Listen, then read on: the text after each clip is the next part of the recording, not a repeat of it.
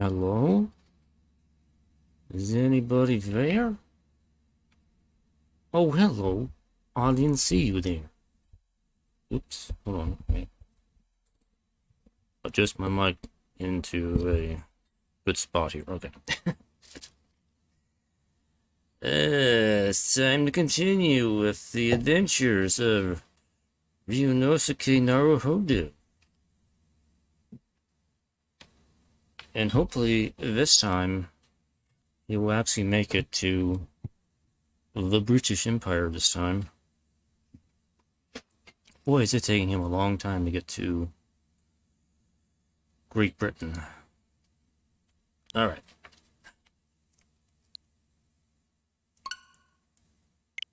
Let us begin. The adventure continues. The investigation and the ways of late 19th century lawyering.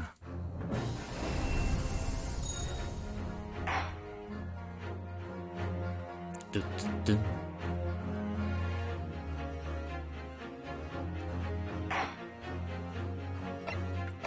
As we begin the adventure of the runaway room. Now what could that possibly mean? A train or a carriage? Maybe? Prototype car. Probably a carriage. Episode 3. We've reached maybe the midpoint of the game. My records of the late last century, I am faced by the events of a certain bitter winter. A murder in a carriage as it sped through dense London fog in the dead of night. Though the victim and the perpetrator were the only ones inside, there were multiple witnesses to the crime itself. However, none could have imagined at the time that such a seemingly obvious case as this would end in such a horrendous manner. My friend, Mr. Herlock Sholmes, once said of the incident, I believe that perhaps that case was indeed the prelude. The beginning of a long concerto that impressive Japanese student and I were to play together.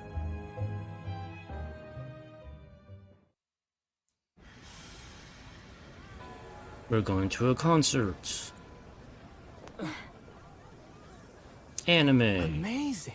Is this really just a railway station?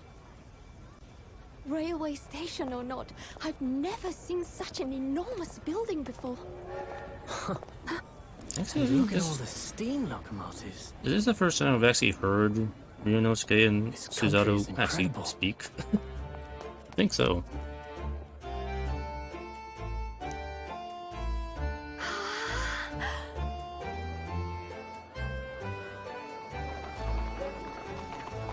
Brian's Cocoa.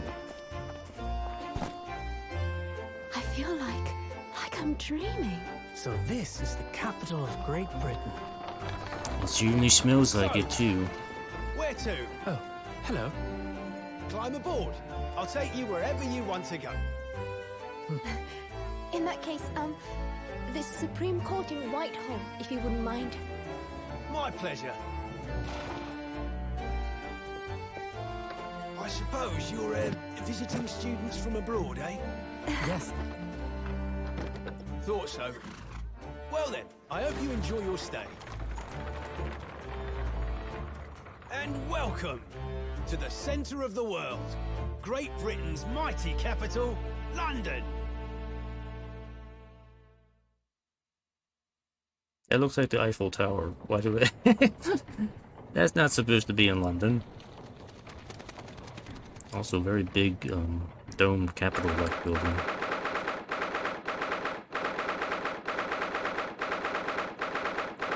The British Supreme Court.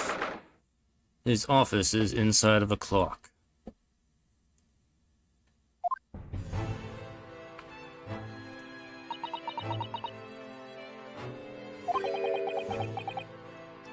What an What an incredible place. How can you work in here with the gears rattling all the time? It's so imposing. It's almost suffocating. Oh wait, I can't breathe. This place is breathtaking. It looks like a fortress of time and books. There are some stone buildings like this in Japan now, of course. I doubt that. Doubt there's anything like this in Japan.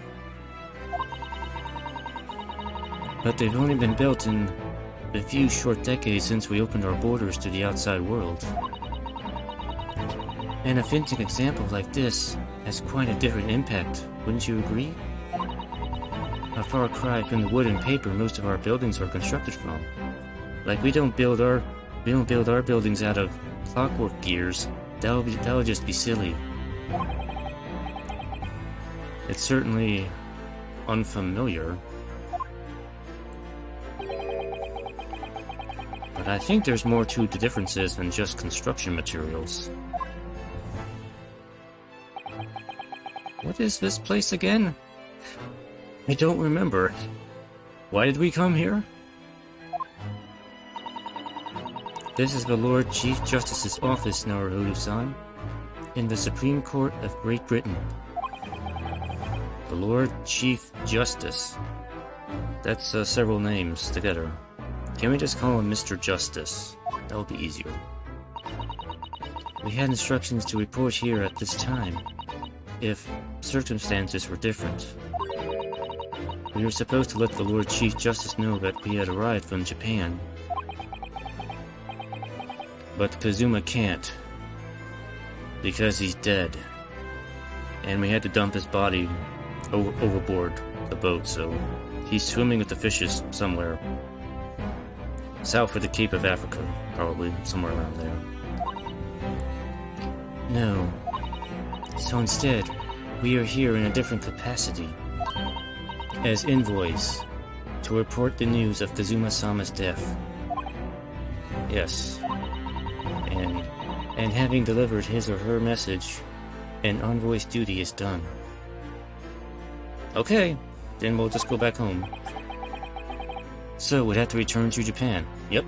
We're gonna, hey, Lord Chief Justice. By the way, Kazuma's dead. We're gonna beat feet out of here and go right back to Japan. See ya. End of game. If we want to remain here in Great Britain, we'll probably have to do some work and solve a murder case. I have to take Kazuma's place as the law student selected for the study tour.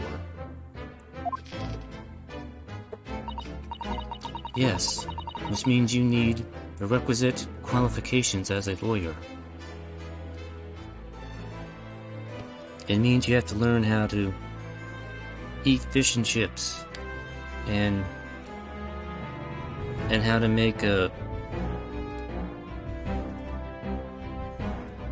meat pie and mushy peas and beans. I don't know what those are. Which is what I've been studying for. Here in Great Britain, it is the Lord Chief Justice who appoints lawyers. So that's the second reason why we're here. To have you officially recognized as a lawyer. It's the only way we'll be able to remain here in London. I hope I'm up to scratch. Scritchy scratch. Ah, good morning. Sorry for keeping you. Is this the judge? Oh, no, it's not. It's this dude. I have no idea who this is. Oh. I trust you aren't too exhausted after your long voyage from Japan. It seems I'm 1 hour, 12 minutes, and 47 seconds late. My apologies. Oh, no, don't mention it. We're never happier than when we're standing around with nothing much to do. How fortunate. So, introductions. I am male Strongheart. Because I'm male. Get it? Lord Chief Justice of the British Empire. And I feel like a little mouse under an elephant's foot. Come on, Mr. Naruhodo, don't be a mouse. Wait, were you reading my mind? Oh. It's an honor to meet you, Lord Chief Justice Strongheart. I am Ryunosuke Naruhodo, from the Empire of Japan. From one empire to another empire, I say hello. Well, Mr. Naruhodo. Welcome to London, the capital of our glorious British Empire. Ah, yes. Thank you.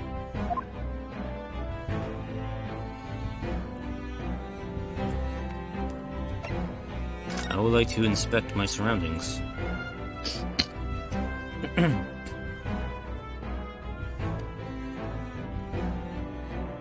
But let me clear my throat first.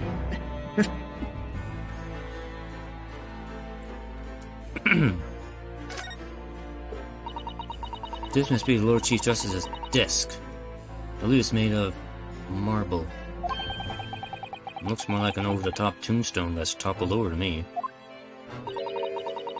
And I think that's your fanciful imagination at work again, Mr. Naruhodo. Feels like everything that's normally made of wood and paper at home is made of bricks and stone here. I know. That's why this place feels so overbearing, I'm sure.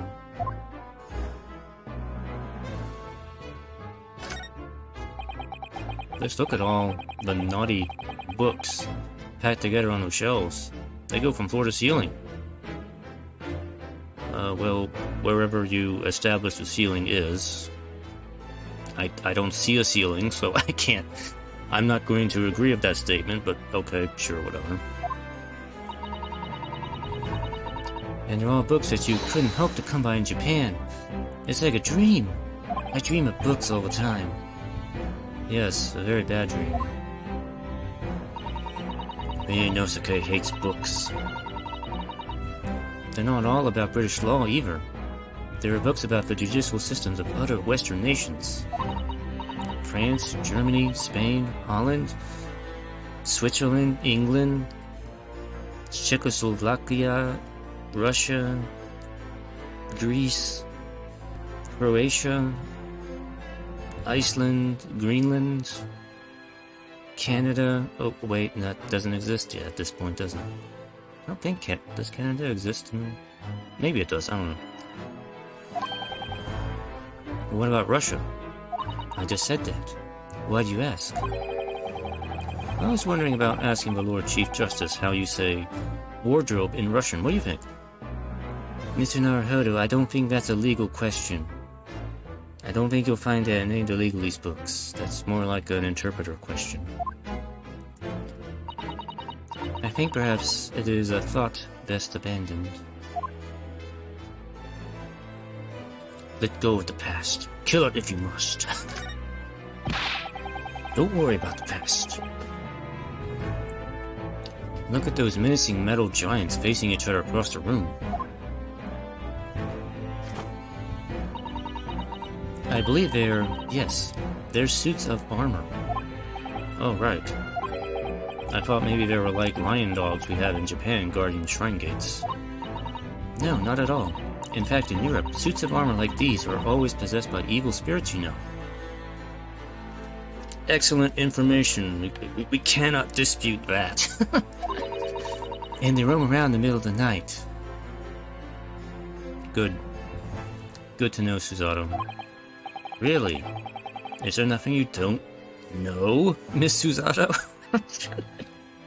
Can you tell me more about these animated suits of armor that walk around at night? This book tells me everything I need to know about everything. If you're ever unsure, just ask. It will tell me your past, present, and future as well. Including your future, descendants by somebody by the name of Phoenix who's like really dumb. I can't believe he's your descendant. But that's what the book tells me. Where did she get that incredible tone from?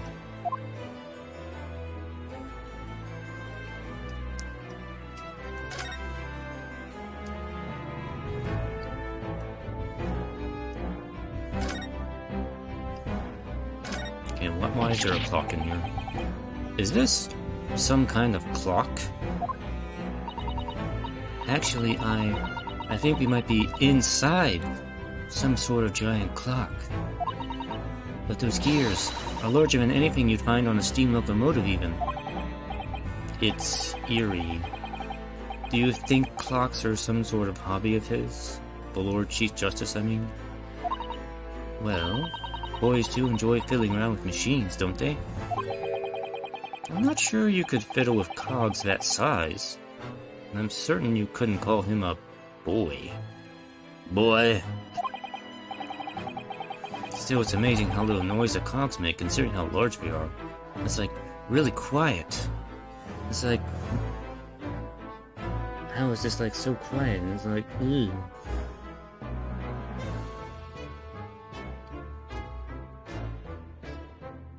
Doink. Doinky shoot.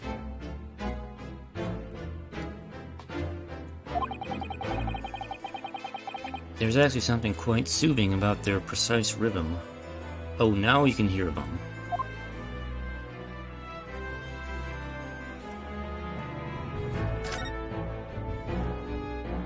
Alright. Hey, I want to look at my armband. I inherited from Zuma. More stronghold. May I show you my armband? It's really cute. To accept this item, issue a receipt, examine it thoroughly, and make a formal statement of my findings. Would require something in the region of 24 seconds of my time.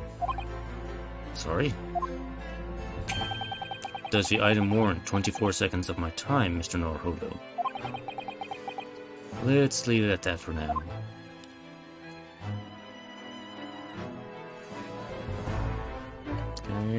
Examine? Ooh. Ooh. Oh, it still says Kazuma inside. Or inside. Kazuma Asoga. I am now Kazuma Asoga. This was his band, of course. He had his heart set on a study tour in Great Britain. I'm sure he would have found the truth he longed for here. But he lost his life before he even had the chance to see the place. He would have really liked the giant cogs in here. I have such a strong sense of hopes and dreams when I look at this armband, though.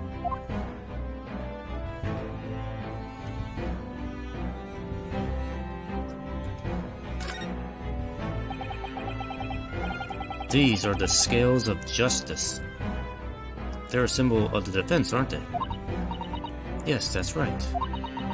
The scales are a symbol of fairness, show that all are treated equally in the eyes of the law. And they're a warning to those who enter the courtroom without an impartial mind. But if they're the mark of the defense, it would be more auspicious if they were weighing more heavily on the not guilty side, I think. I don't think you understand it, Mr. Naruhodo. Let me explain this again. Impartial scales of justice.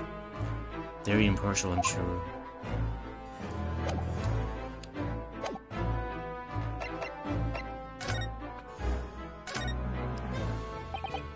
So, what are your impressions of our capital so far?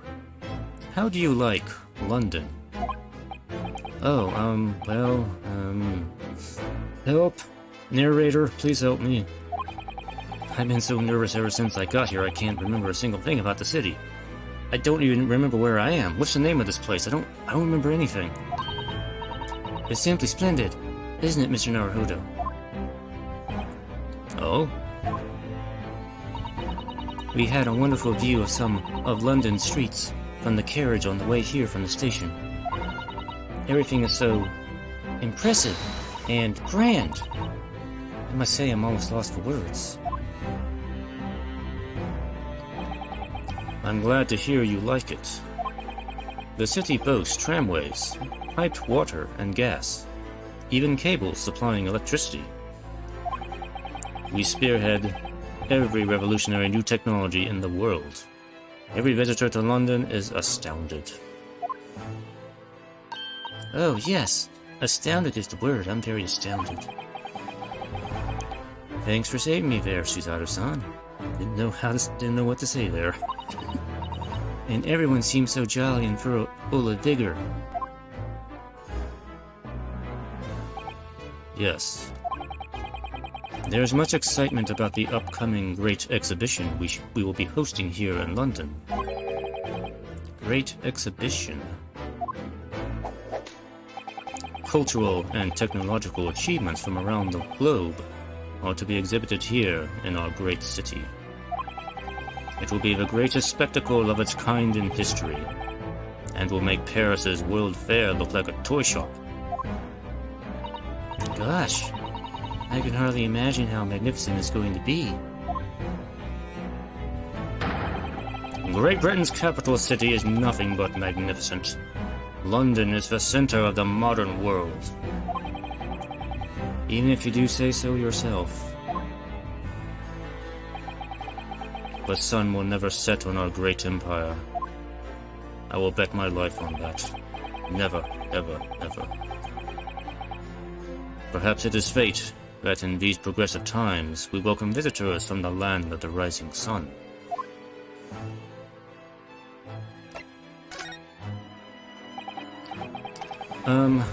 Lord Chief Justice. I think you were expecting a student of law for this study tour, weren't you? Absolutely.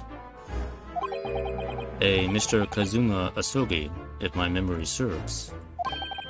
That's right. The British government has already been telegraphed a full report on the situation. I understand the young man lost his life aboard the steamship bound for our shores. That's amazing. The news reached him before we even arrived. Technology is so impressive. My country naturally extends its deepest condolences to yours. Oh, thank you. And you honored this appointment specifically to inform me of the news. Yes.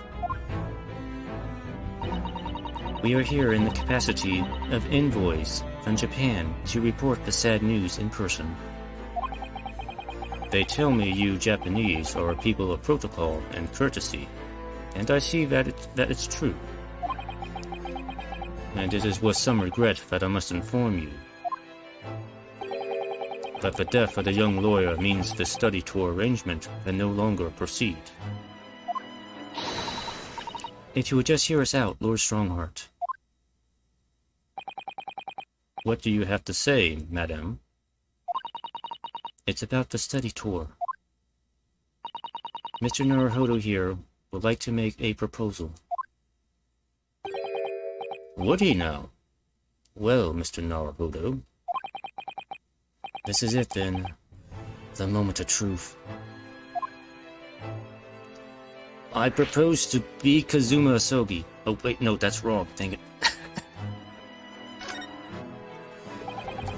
The thing is, Lord Justice, Lord Strongheart, I was wondering if perhaps you would consider allowing the study tour to go ahead? Pretty please? Don't misunderstand me. Britain would ideally like to see the tour go ahead. But without a lawyer from your country, there's nothing to be done. Well, in that case, let's just pretend I'm a lawyer. Nobody will know but you and me. We'll just keep it a little secret between us two, right? What if there was someone else? Another lawyer from Japan, I mean.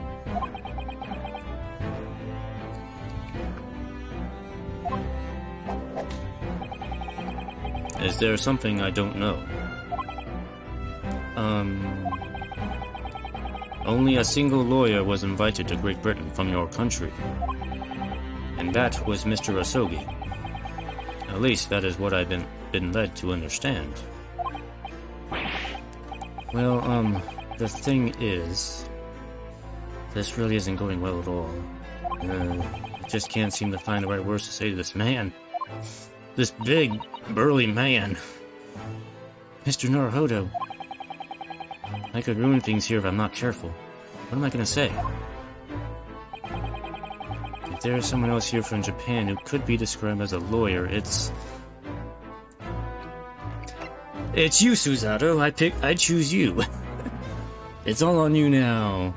Because you study, you know everything. Actually, I'm gonna save and see what happens here.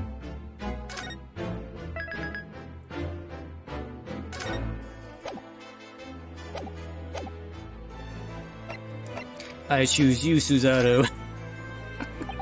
It can probably only be, yes, Miss Susato.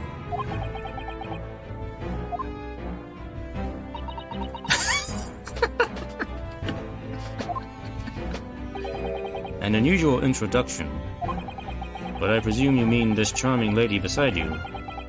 You're a lawyer, are you?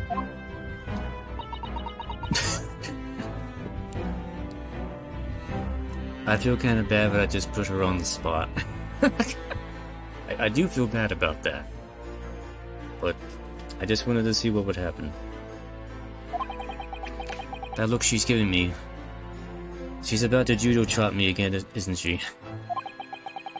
After all the days of hard work she put in to help me study. I can't let her down now. I think that's quite enough joking, don't you, Lord Strongheart? I think the game's gonna force me into choosing Naruhodo. My real answer is, it's me. I can do it. I was just kidding. It's a funny Japanese joke. You get it, right? We're cool. I'm sure Susato and I will be cool after this.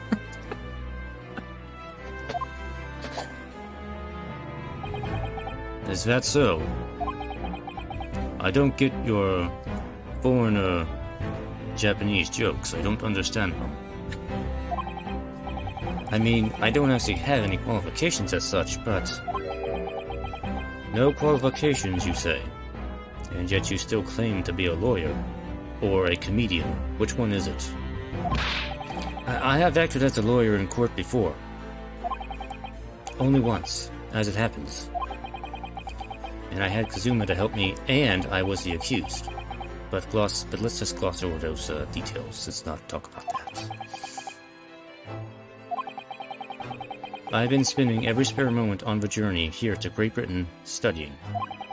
I've learned all about British law and court proceedings while I was on board the SS Burya. The voyage from Japan is some 50 days, I believe. Not what you might call a full education. To become a qualified lawyer here in Britain, not only do you need a university degree in law, you must also complete several years of training. I realize it's far too short a period of time, but I promise I never slept a bit on that trip. I studied constantly, I never slept. Susato made sure of that. But I can't just go back to Japan. Besides, I don't have a ticket, I can't go back. Kazuma, Mr. Asogi's journey had only just begun. Coming here on the study tour was all he thought about. I have to carry on and do everything he planned to do. I know it must sound like I have an overly inflated opinion of myself, which is true, I do. But I would do anything to prove that I have what it takes. Any test you care to set me on. Yes. Just one chance. That's all I'm asking for. Just one chance to prove I'm an amateur lawyer. Please. Pretty please. 31 seconds. Sorry? Your opening statement there, Mr. Naruhodo. It was 31 seconds long. Not too brief, not too protracted. A perfectly judged appeal, I would say. Which is a skill that would stand you in good stead as a lawyer. Oh, thanks. Was that the first test? So, you're willing to put those words to trial, are you? Well, I'm all for entertainment. Entertainment is what we do here in Great Britain. We don't do comedian jokes. Huh? Well, let me ask you one thing first, sir. Yes? You say you intend to do everything Mr. Osogi planned to do. Are you firmly set on that path? Well, yes. That's my intention. I see. Am I imagining things? Or does he remind me of Malos? I mean, no, sorry, wrong game. Or did his expression just alter a fraction there all of a sudden?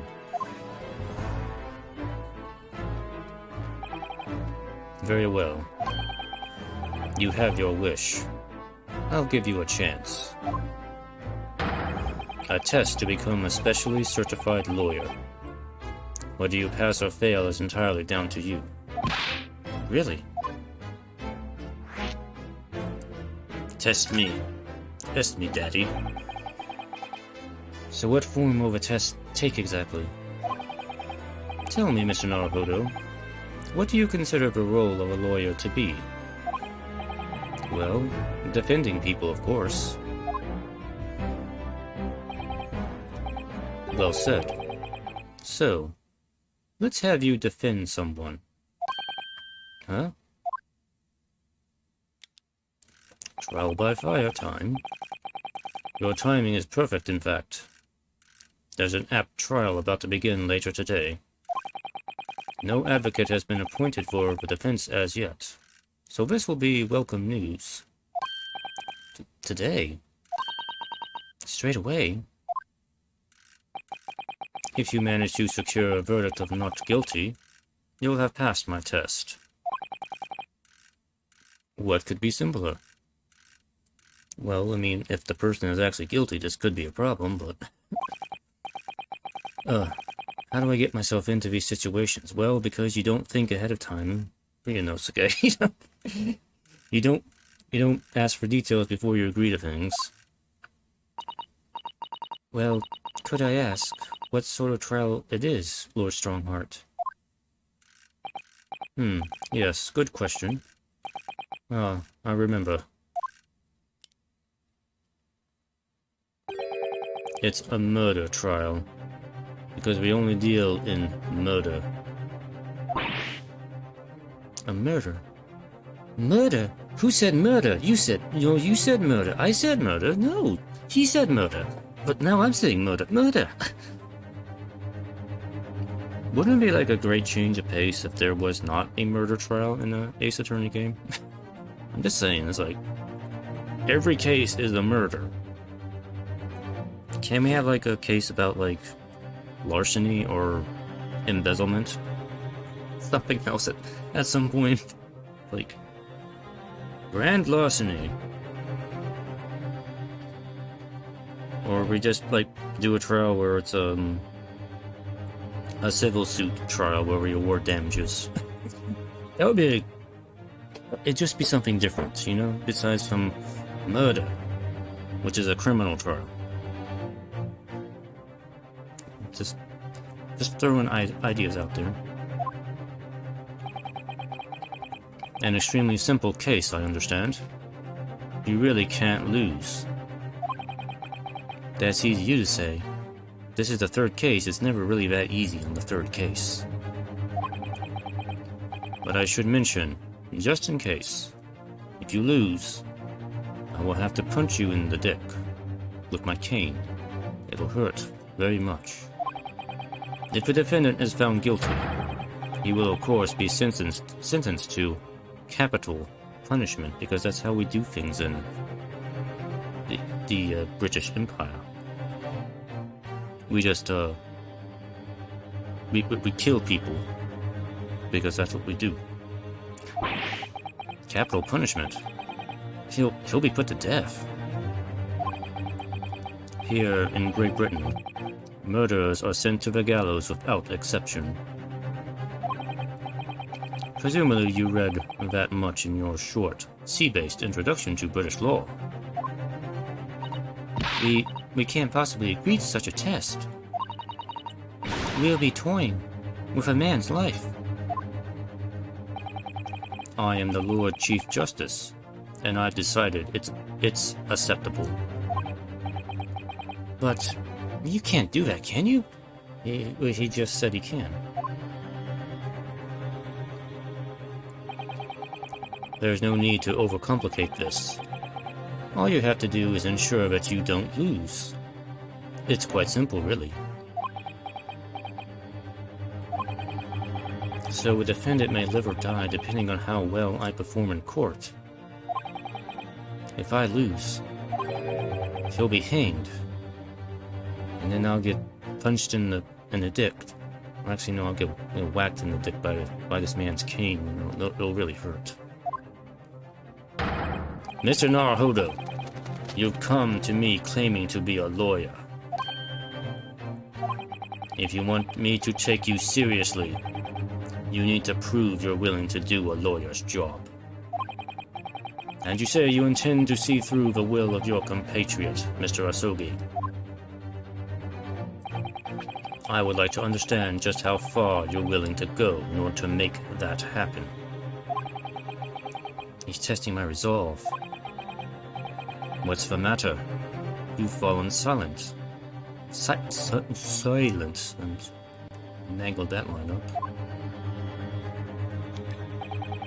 I'm sorry, but time is pressing. The trial begins shortly. I need an answer from you now. What's it to be? What do I say? Do I agree to this absurd test? Well, the game must go on, so... yes, we'll do it. I'll accept your challenge. Alright then. If I have to give you a decision now, I can't get my words out.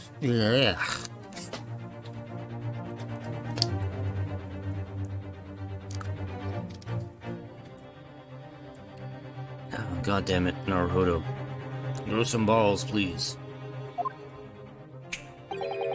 15 seconds.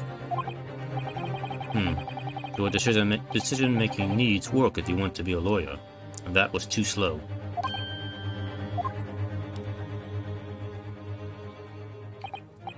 So, it's as I suspected, is it? You prefer to be a comedian. Sorry? You have noble intentions, but lack the resolve to see them through. The test is cancelled. Thank you for stopping by. Please don't come again. Go and acquire your ticket for passage back to the east tomorrow. This conversation is over. Yes, Lord Strongheart. Thank you for offering me a chance. Mr. Naruhodo.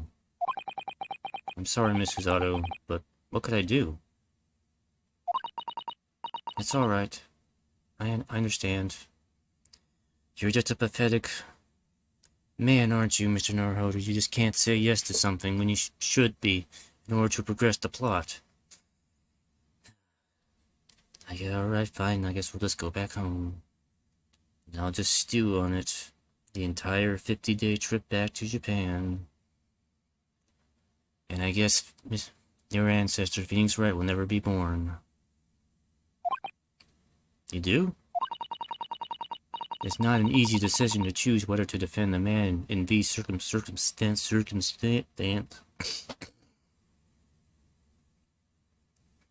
You know what I mean.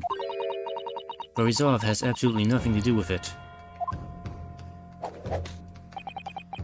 What are you trying to say, madame? I think what Miss Suzato means is that no matter how badly I like to be recognized as a lawyer and stay here in Great Britain, To risk another man's life by treating his one and only chance at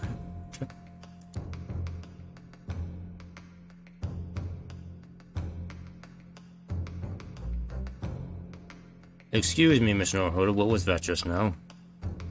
I had to sneeze, Lord Chief Justice. Thankfully, you didn't have to hear that. It would be utterly unforgivable, and I feel exactly the same way. I'm sure the defendant won't see this trial as a test, as some kind of experiment.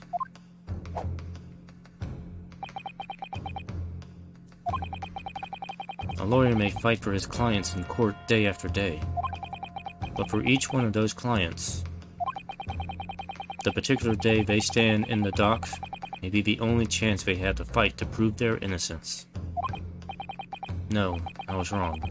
I'm not qualified to do that job yet. I'm sorry for wasting your precious time, Lord Chief Justice. LCJ. Let's call you LCJ.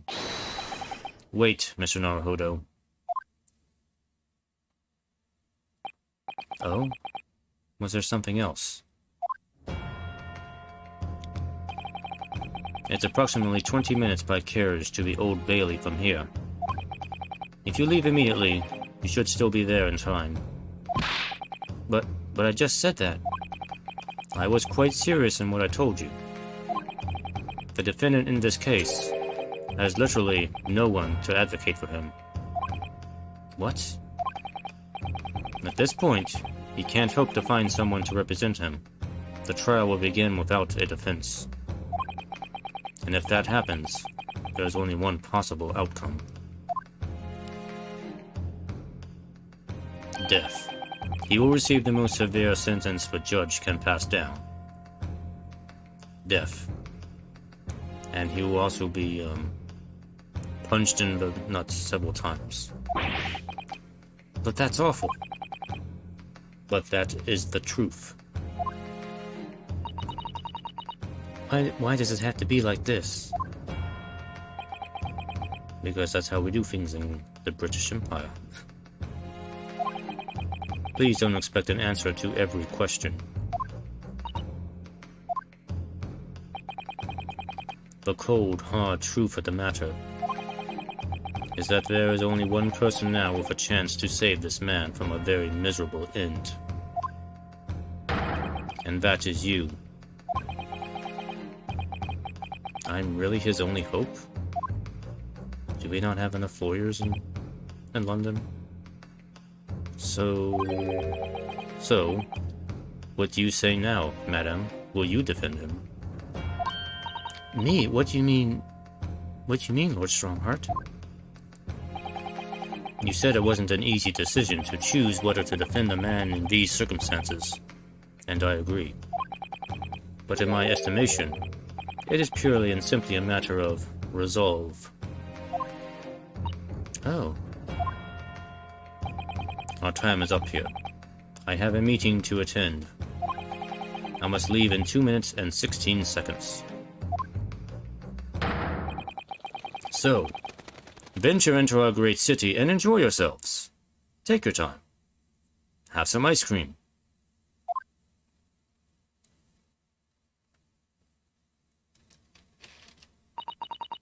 He's gone, just like that.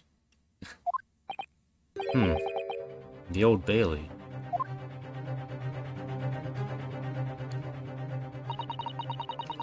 If we're going to do this, Mr. Naruhodo, we must leave at once.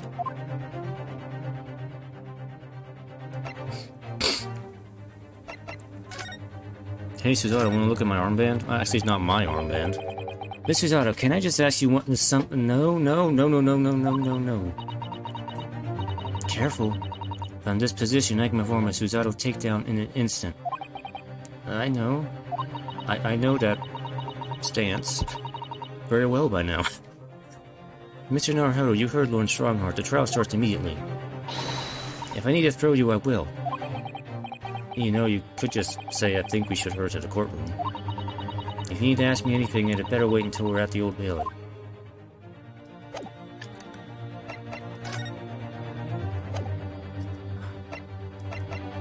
Okay. Okay, fine. Let's just go.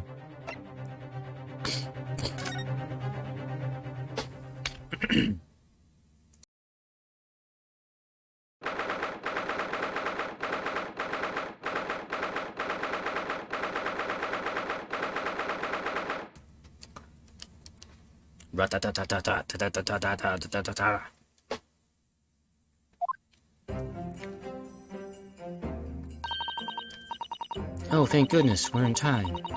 There's still 15 minutes until the trial begins. I never knew a horse-drawn carriage could go so fast. I thought my teeth were going to rattle loose, and now my butt really hurts. Did you hear what I said to the driver when we climbed aboard? Get us to our destination in 5 minutes, driver, and there's a guinea in it for you. You're gonna give them a guinea pig? What?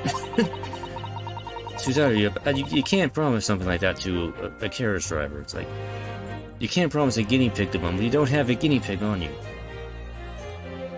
It's one of my favorite lines from the Sherlock Holmes stories, and it worked quite perfectly. I'm not sure why you're so pleased, and I thought we were going to die, and we had to pay gold for the privilege. Well, at least we arrived here before the trial started. Yes, I suppose there's that. Anyway, I don't understand it. The court clerk said the defendant should be here, but there's no sign of him at all.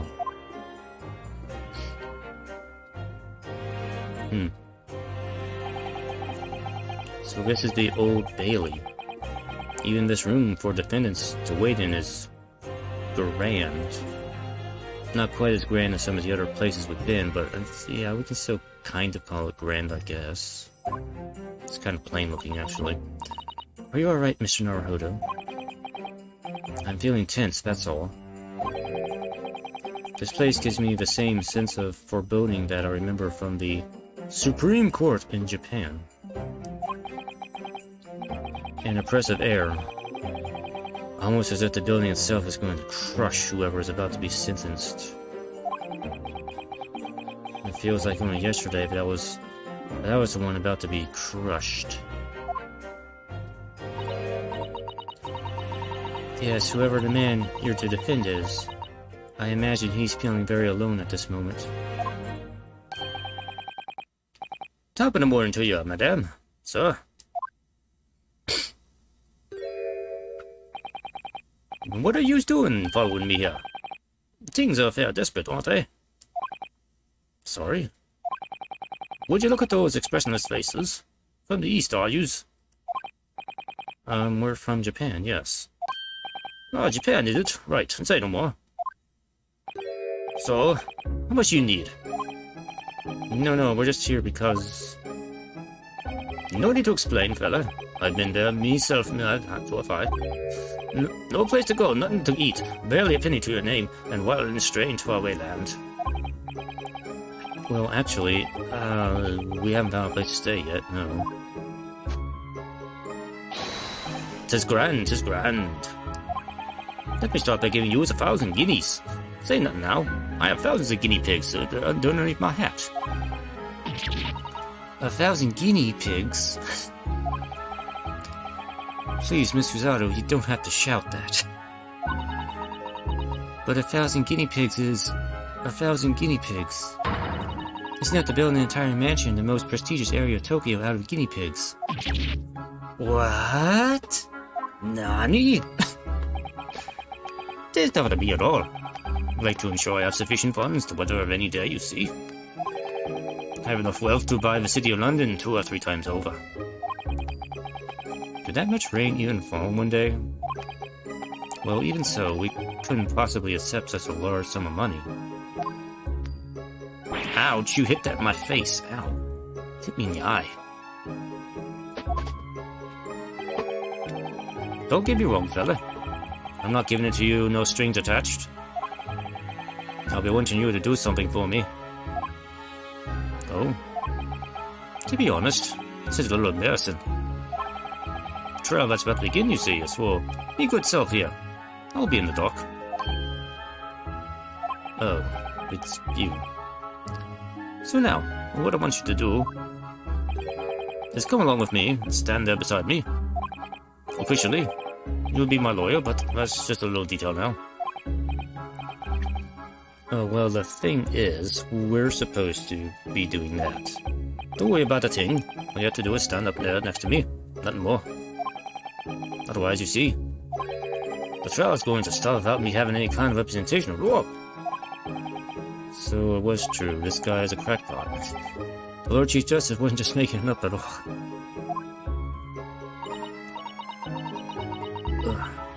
I'm terribly sorry to have to ask, but does that mean you're the defendant in this trial?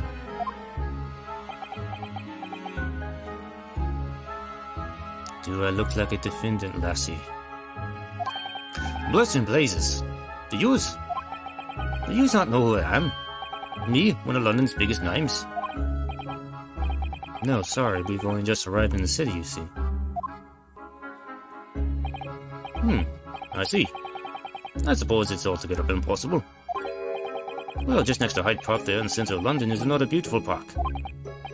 Sorry, a park? What? It's called McGilded Park, full of blossoming flowers in the spring and singing birds and whatnot. I donated to the city, so I did.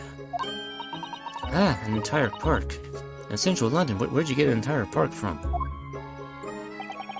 City of Smiles does my vision for London. There's nothing Magnus McGillid wouldn't do for the city and its queer old people. That's amazing. I mean, really extraordinary. Ah, but now I could go say I'm a good-for-nothing criminal. Me, Magnus McGillid. What is the matter with the London police, I ask you?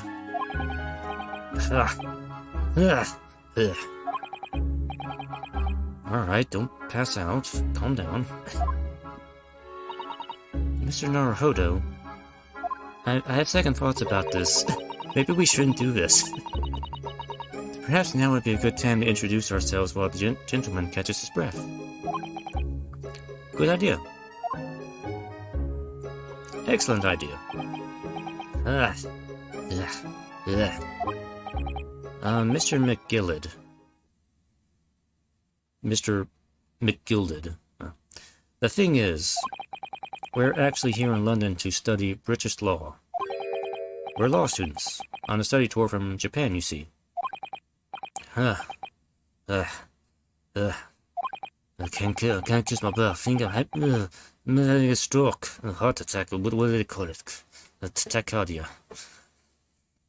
So if you don't have a lawyer for the trial yet, and you'd be happy to put yourself in our hands, what was I after saying, you daft idiot? Gotten you 1,000 guineas to stand up there next to me, haven't you?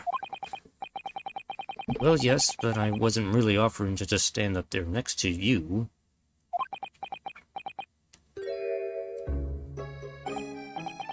Oh, I think I see what's going on here. Sorry? I know what you're thinking. This character fellow claims more money than the Queen. But if that's true, why the blazes can't he hire the finest lawyer in all of England? Because he did it.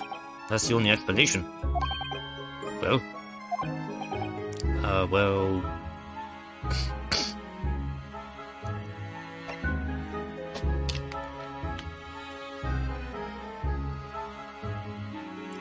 I can't follow this conversation. No!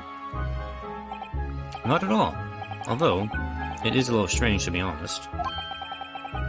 And why you don't have a lawyer, I mean. And that would be the fault of the Reaper. Sorry, did you just say Reaper? Aye, the Grim Reaper of the Bailey, Lord Berg von Zieks, is the prosecutor. The prosecutor is the Grim Reaper. When Van Zieks stands for the prosecution, they call the accused his sacrificial lambs. And to this day, in every single trial in which he's been the prosecutor, the accused has been damned. What? So it reads for desperate situation. Well, there's no one willing to stand in defense against this fellow at all. You could say he's a living legend of the Old Bailey. Goodness. Lord Baruch von Zeeks. He must be an exceptionally talented prosecutor then. Talented isn't the word you're looking for, madam. It's cursed. Cursed? What on earth? But a friend of that is a sergeant. There's Charles. Please raise your way to the courtroom. The trial's about to begin. It's counsel. That'll be me. Oh, it's time. Well then, fella, don't let me down. But I don't know anything about the case. You haven't told me what happens. Until you showed your face here. I'd made up me mind, so I had... Sorry? I decided to have to defend myself in there. How would that have worked? But then you made an appearance. Student of law, wouldn't you know? It's no accident, I can assure you of that. So don't get cold feet now, please.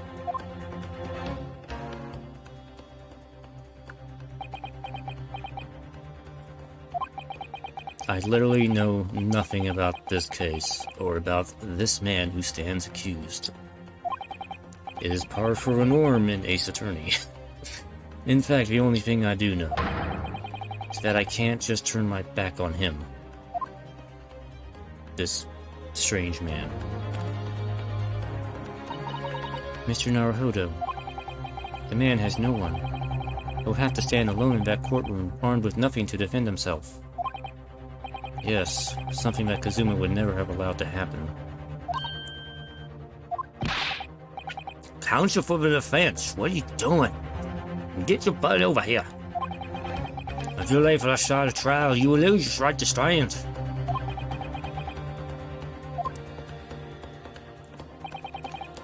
I'll be right there.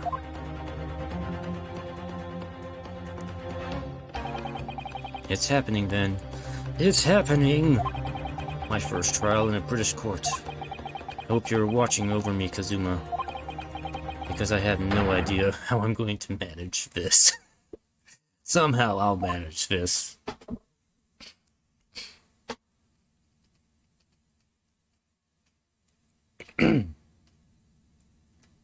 Yay, the courtroom. Finally. The flames of justice. And we have our jury. So this is the highest court in Great Britain. The Old Bailey. The centuries of history in this place is palpable, isn't it? So different to the Supreme Court in Japan. They have fire in here. It feels both imposing and serene at the same time. The atmosphere almost makes words redundant. Whatever the country, determining a person's guilt or innocence is always a solemn affair. May I say something, Mr. Naruhodo? Yes, you've always been saying things, so go ahead. Oh yes, what?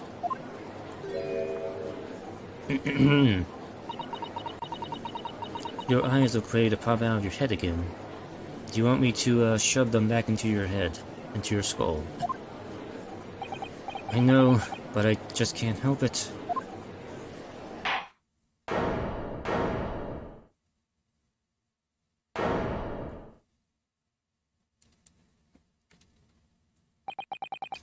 In the name of Her Majesty the Queen, I hereby declare this court to be in session. We are here today to determine the guilt or innocence of Mr. Magnus McGillett. I now call upon the counsels for the prosecution and defense to declare their willingness to proceed. The prosecution is fully prepared. Is this man a vampire? I do not know. We shall find out. That must be the Reaper of the Bailey. He really does look fully prepared to dispatch his next poor victim to the underworld. Counsel for the defense. You appear to be Eastern. Do you speak English? Huh? Oh, yes, of course, sorry. But he asked if the defense was ready. And I couldn't be further from ready if I tried. Those eyes please me, Nipponese. They shroud your fear, no doubt your trepidation. They run wild, clinging to some phantom notion of courage.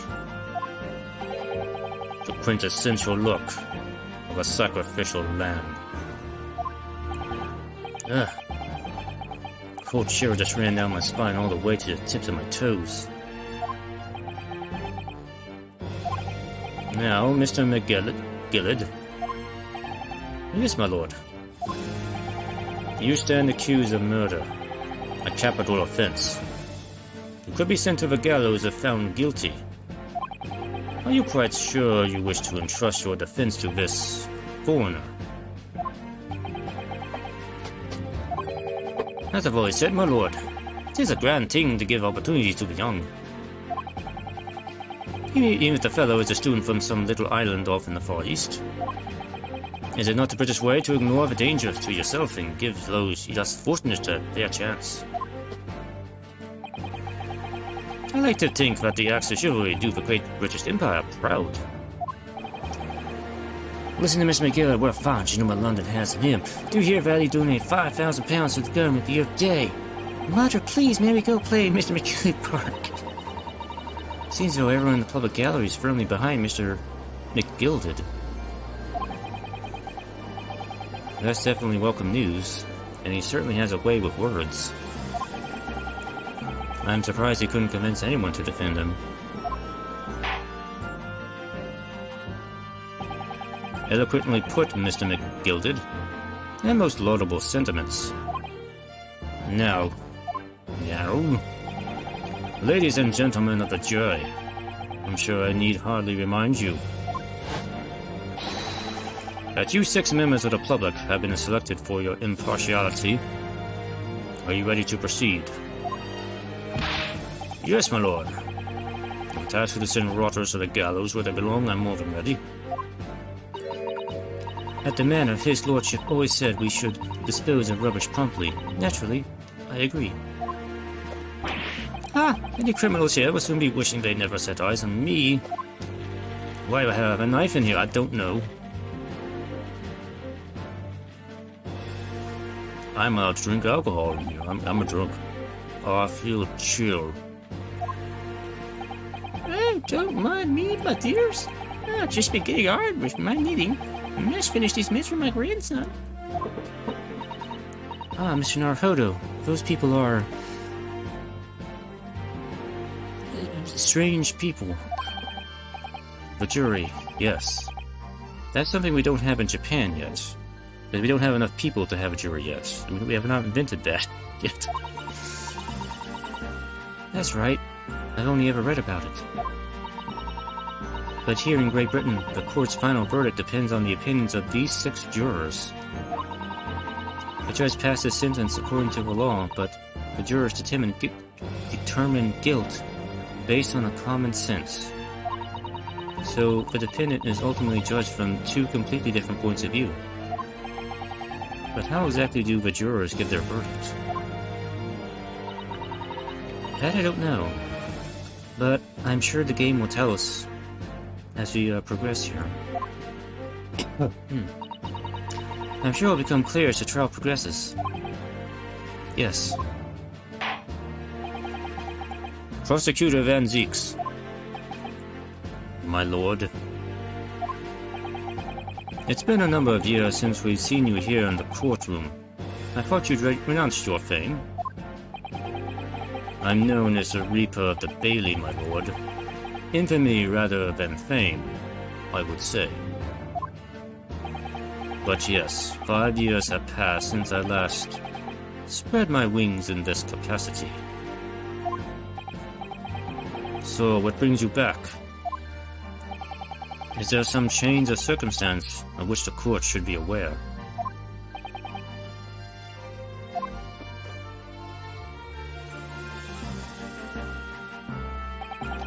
I leave that to your imagination, my lord. Sir Reaper has been out of action for 5 years. Why did he have to choose today of all days to make a comeback? Don't lose heart, Mr. Naruhodo. You have to have faith of the heart. Do you have faith of the heart? As you wish, sir. The court nevertheless welcomes your return. Now then, opening statements, I think. A summary of the case, if you please. Certainly, my lord. As your lordship is aware, this is a case of overwhelming simplicity. You must be the only ones in here who aren't aware. The incident took place in the late evening. 3 days passed. The hour was some minutes after 10. Okay, now is when I need to start taking some notes here.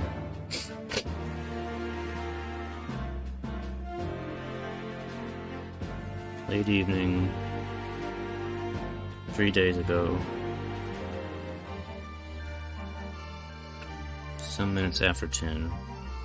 Okay. I guess after 10 p.m. or 10 a.m., I don't know. The victim was a maker of building bricks, known in the community as Thrice-Fired Mason. Okay. Sorry? Thrice? I don't know that word. He was a very accomplished craftsman. The bricks he fired were said to be almost indestructible. Almost.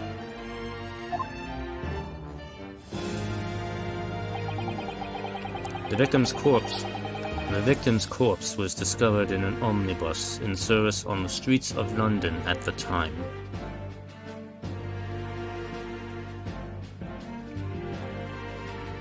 Victim found an omnibus.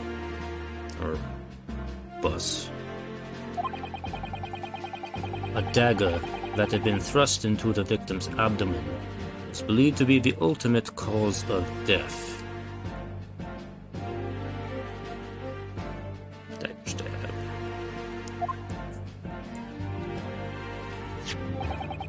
Here is the autopsy report from the investigating medical officer at Scotland Yard. Thank you, counsel. I shall accept that and the photograph as evidence. Autopsy reports. Internal hemorrhaging result of single stab wound to abdomen. Photograph of currency knife and abdomen. Face partially obscured view by an open head. And one further item of evidence. The prosecution wishes to submit these as well. And these are... Good lord! Is that blood, counsel? Yes, my lord. Seized by a policeman who arrived at the scene. I confirm this too by licking it. It is indeed blood. Very tasty blood.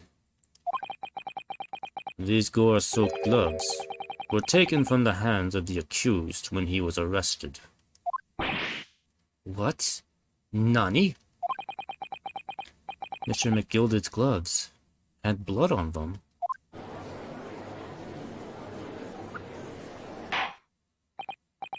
Yes, I will accept these as evidence as well. Leather gloves, okay. How did I get into this? I'm backed into a corner before I've even started. Continuing. According to the driver of the omnibus, there were only 2 passengers traveling inside his vehicle at the time. Only 2. Obviously, one of those passengers was the deceased brickmaker, Mr. Mason. The other was the accused, Magnus McGilded, Well, rather damning circumstances to say the least. Defendant, what say you? Well, of course, I have no recollection of such a thing. Mr. McGilded. To be sure, I rode the omnibus that evening, but whenever I'm in the carriage, I'm taken with a fierce tiredness and I always succumb to it. Are you claiming to have been asleep? 'Tis the motion of the carriage, my lord. Litten, so it is, and when I opened my eyes again, 'twas a desperate sight before me. The body of a man I'd never laid eyes on before in me life. Now I ask you, what good-hearted soul wouldn't rush to help a fella bleeding from his stomach? I was about to start worrying about my gloves now, was I? Reached out to give the man a hand. So the blood got onto his gloves then, after the man had been killed. Unfortunately, that statement of the driver's is only the beginning. Nani? It's not all of it. There are multiple witnesses to the precise moment in which the brickmaker was fatally stabbed.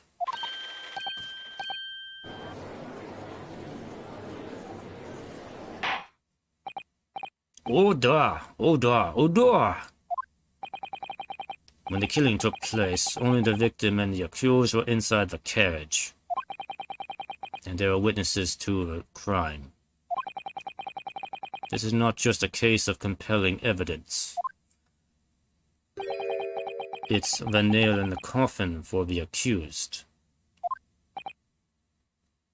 Do you get my joke, Nipponese man?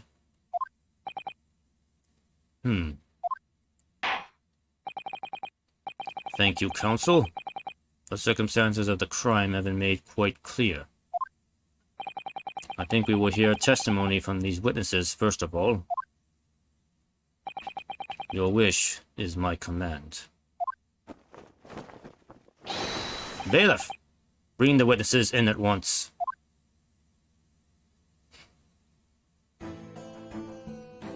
One, two, three. We have 3 witnesses, okay. Witnesses. Your names and occupations. Before we do that, I want to look at the evidence here. Because we just went through a lot there. Alright, autopsy report. The victim is 3-fired mason. Brickmaker, cause of death. Okay, so we have a time.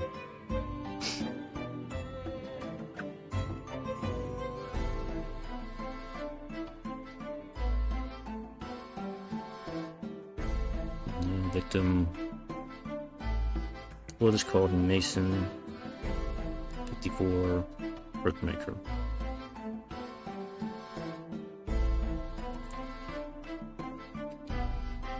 Alright, so we died on February 15th. Between 10 and 11 p.m. Okay. I'm gonna assume closer to 10. Stabbed once in abdomen with knife while journeying in bus. Died due to internal hemorrhage, ultimate trauma. Okay. Stabbed in abdomen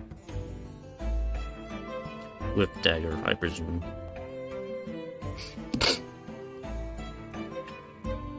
Died from blood loss. Basically, that's what that is. Okay. Internal bleeding. Make a note there, internal bleeding. It would have been external bleeding if the knife got pulled out of him.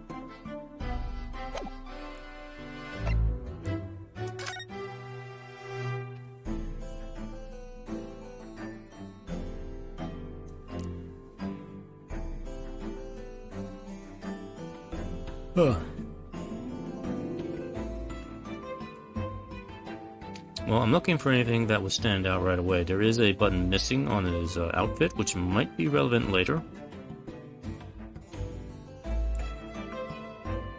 Other than that, I don't see anything else that would be noteworthy. I'm gonna say there's a button missing. Button missing in photo. I'm sure that button will turn up in evidence at some point.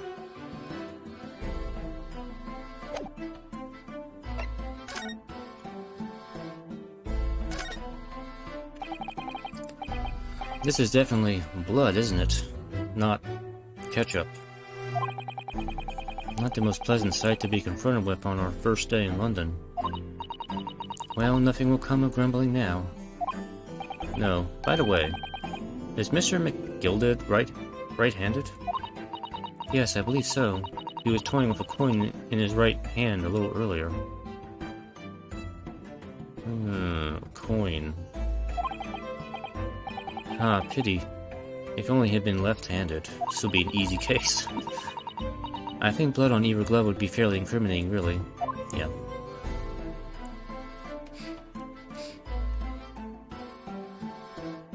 Anything inside the gloves? Like a button, maybe?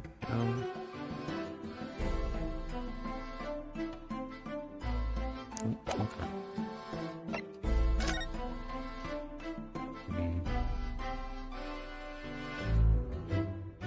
You know, I'm almost thinking that maybe a gold coin could be mistaken for one of the buttons. I know, I'm thinking ahead here. Actually, wait, do I have profiles? Yes, I have profiles too.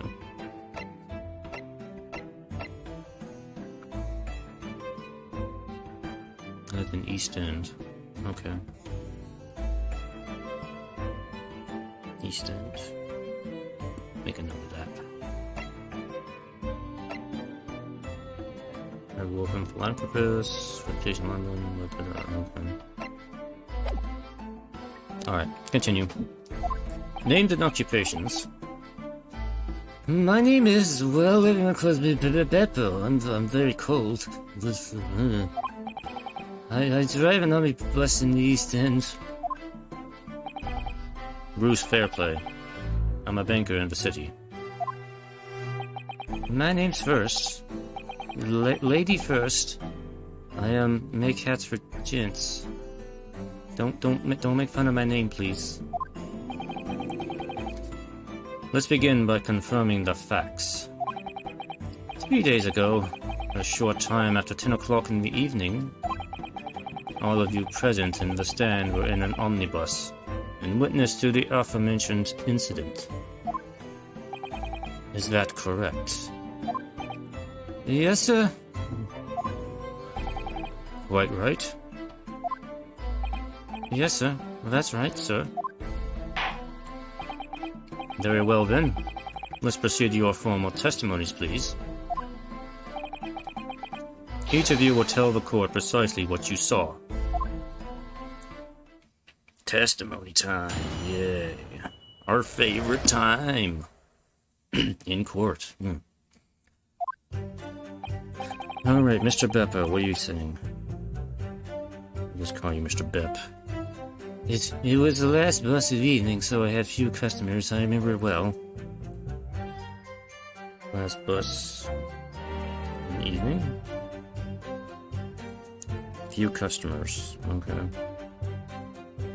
Sounds pretty normal. Mr. Fairplay. FP. The victim and the man accused of killing him were sat next to each other inside the bus. Yeah, accused of killing him sat next to each other inside the bus. Okay. So, victim and defendant sat next to each other. Sat next to each other. Okay. Then, out of the blue, the accused just reached over and plunged a knife right into his guts. Okay, then, okay. Let's say... Suddenly, defendant reached over and plunged a knife right into his guts. The defendant stabbed victim in gut. That's right. He stabbed him. I screamed, I did, and I screamed like a little girl. I couldn't help it. So, Mr. First.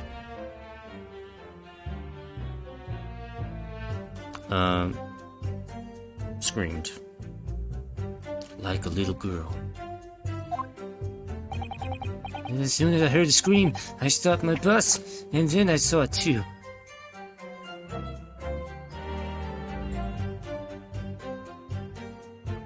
Okay, so he stopped the bus. Stopped the bus and saw... And saw what? Oh, that's it? Okay. Unambiguous testimony, I must say. Actually, no, that is a little ambiguous, I'm gonna say, because I don't know what Mr. Beppo saw. Incontinuous testimony. Exactly, my lord. These men witnessed the incident in the omnibus with their own eyes. I'd like to ask a question if I may. Yes, counsel? Well, this testimony, it stinks. Makes absolutely no sense to me whatsoever. Why not? Well, the incident took place inside a moving carriage, didn't it? As has been clearly stated from the outset, yes. Well, in that case, how could those two witnesses possibly have seen what happened? There's no way they could have seen the inside of the moving carriage.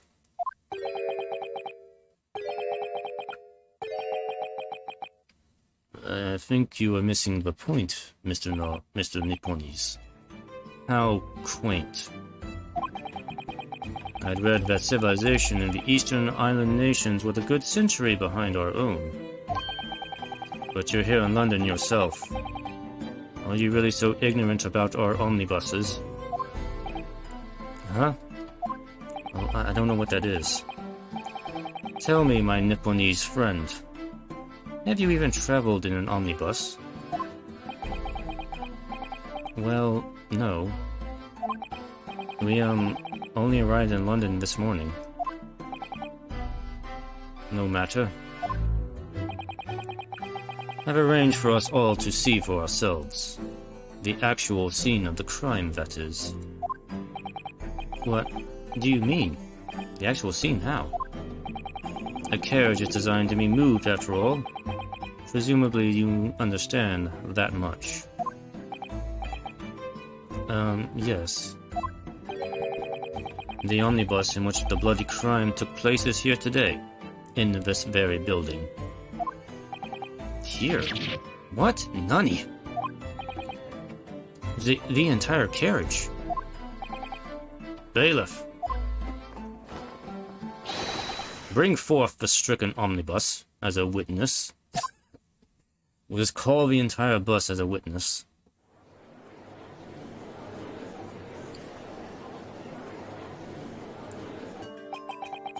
So that's an omnibus.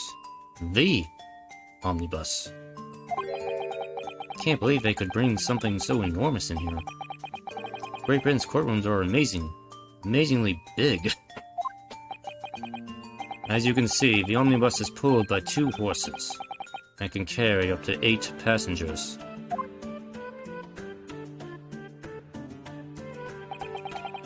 Four passengers seated inside the enclosed cabin, and another 4 on the rooftop deck above. Every Londoner knows that the best views of the city's architecture and sights are to be had from the top of an omnibus. It is quite fun and relaxing. And I should point out to our foreign guest that there is a skylight in the roof, allowing a view of the interior from the seats above. Ah, a skylight. Oh. The penny drops at last, I see. These 2 gentlemen were occupying the rooftop seats on the omnibus when the murder took place. That is how they came to witness of a grim incident. through the skylight. Ah, that makes perfect sense. Well, Counsel, this is a first. In all my years behind a bench, I've never experienced a crime scene itself being brought into the courtroom.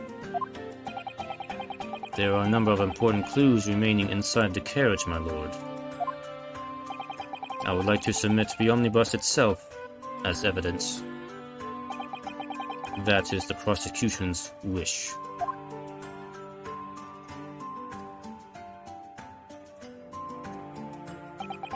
Very well. I see no reason why not. This omnibus is hereby formally accepted as evidence. The omnibus has been entered into the court record. Can we examine the entire thing? Can't believe it, the entire crime scene entered as evidence. Yes, Great Britain is simply extraordinary. I could help myself a lot by giving that omnibus a thorough examination, seeing that it's here. Can we? It's an 8-seater. Look inside. Okay, we can take a look at this thing.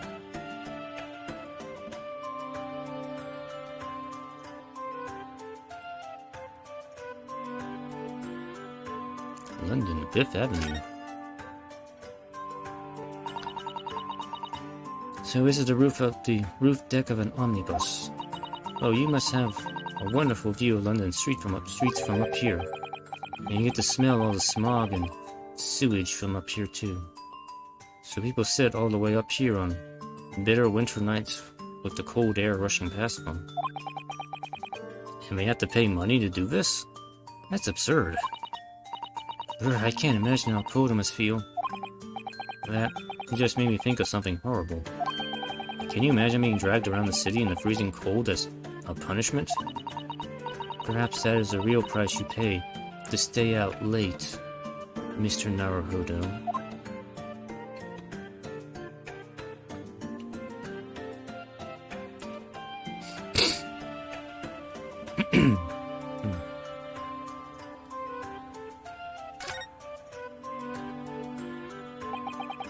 You can certainly see inside the carriage through this opening, that's for sure. Yes, and there's a lamp in the enclosed cabin, so I'm sure the witnesses would have been able to see quite clearly. That's not good for us, though.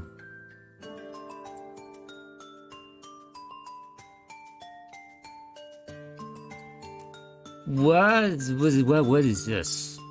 Phoenix Wright Omnibus. What?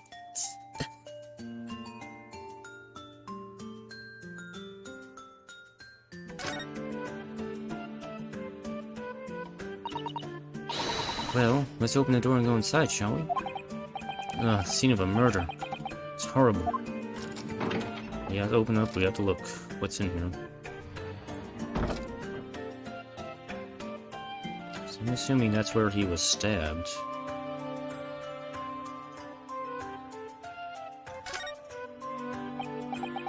Oh, that's a poster for the Great Exhibition, right? For the Great Exhibition that's due to start 6 months from now. There's a lot of focus being drawn to the Crystal Tower, the centerpiece of the whole exposition. Ooh, the Crystal Tower. It's under construction already, I believe. People all over London must be fizzing with excitement at the prospect of such a grand event. They're absolutely fizzing.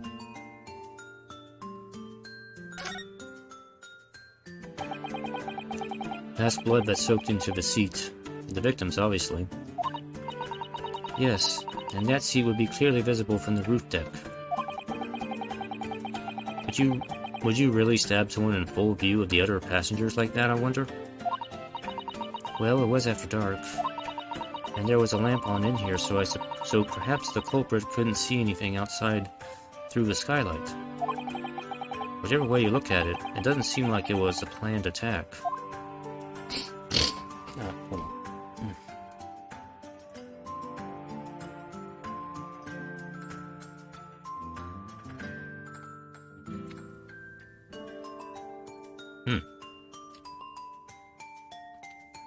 Sorry. Ugh. Oh, my throat. Getting me. A lot of talking here. Alright, so it was stated that the victim was sitting here, and the defendant came in and sat next to him, so Mr. McGillid must have been sitting here. He had to be sitting right here. So, what else is there? There is a handle here. What is this? This seat has a handle, it seems, with a hidden compartment. This looks like all sorts of equipment that might be needed to keep the omnibus running. Like, I don't know. Feeding tubs, tools to repair wheels, blankets, horseshoeing tools. Horseshoeing tools? So it's a storage compartment for the coachman to keep his things, it seems. There doesn't seem to be any space for passengers to stow their luggage, that's for sure. Well, I don't imagine it would be very convenient for that purpose anyway.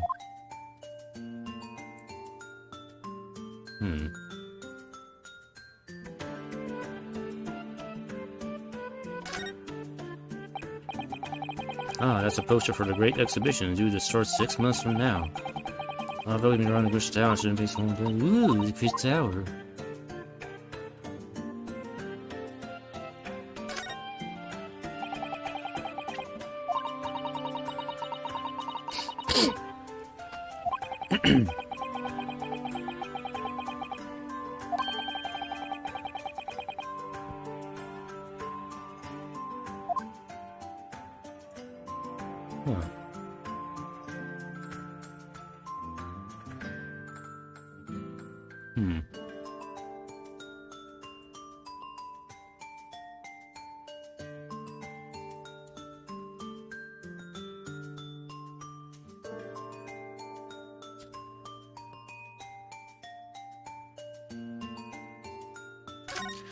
I don't really see anything else in here.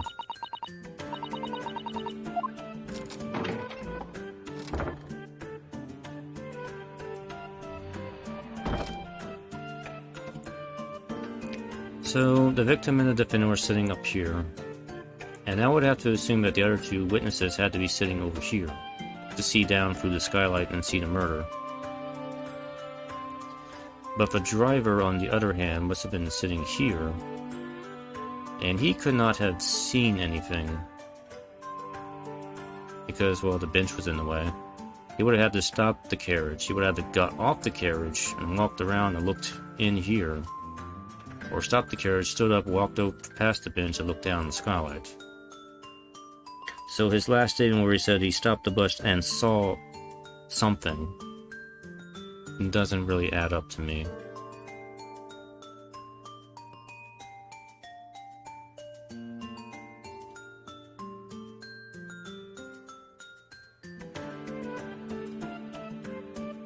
That's about all I think I can do with this. With the Phoenix Wright carriage.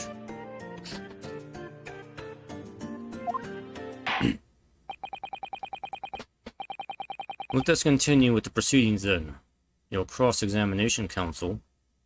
It's showtime. Pray don't expect this Nipponese stray to understand the intricacies of a British court's cross-examination rights.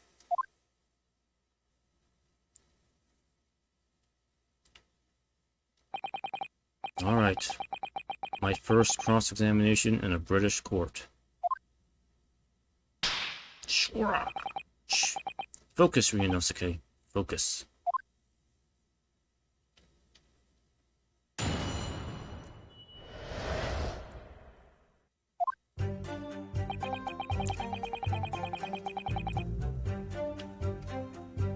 Hold it! Yes, I think it was some time after 10, wasn't it? Yes, sir, that's right, sir. Yes, it was so cold, it was freezing, in fact. And no reaction, okay. And you had 4 passengers on board at the time. Is that correct? Yes, that's right, sir. Not all traveling in the same part of the bus, of course, no. And there were no other passengers when the incident took place. No one alighted, for example. You're quite right with that, sir. No other passengers like that, none. So nobody fled the scene of the crime, then. I have to say, the boss insists on it running. He does, every evening, that last bus of it today. It's so cold in here. But I do wonder if sometimes it's altogether worthwhile. Yes, sorry to say. Say what? What do you mean by that? Well, with it being so cold and everything, and only been making 20 pence on the run, you see. Yes, I spend that much at the pub on the way home, just trying to warm up again. Kind of irrelevant information, but okay. Hold it! And you saw them through the skylight and the roof of the carriage. That's right. When you sit up on the top deck, the window's right there at your feet. So you had to be sitting at the rear. There was a lamp on inside, so I had a pretty good view. Okay. The 2 of them were wearing hats, and I couldn't exactly make out their faces. But there's not a shred of doubt in my mind that it was Mr. McGilded.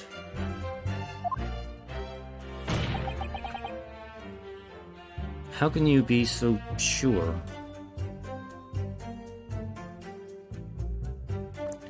Saw 2 through skylight. But not faces.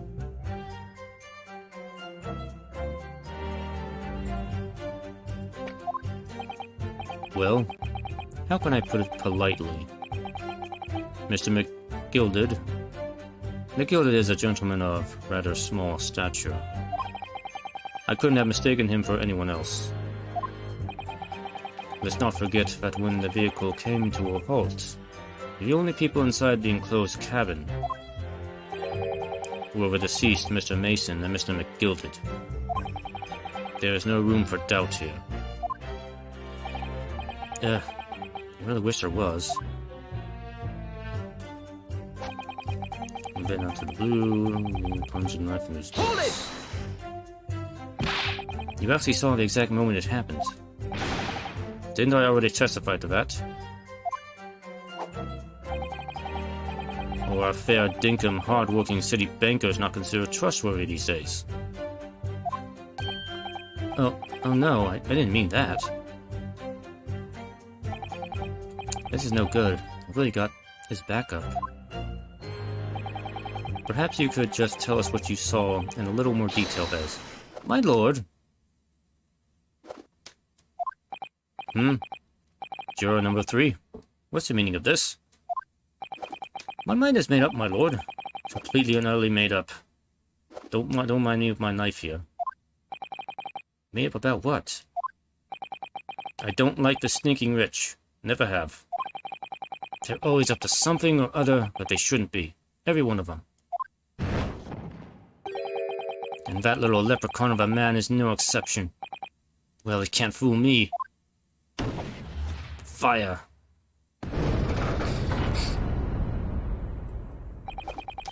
There's no point wasting time listening to any more of this. That's my opinion on the matter, anyway. Whoa, hold on. That is precisely what I was about to say. As the foreman of the jury, it is my duty to set a good example to my fellow jurors.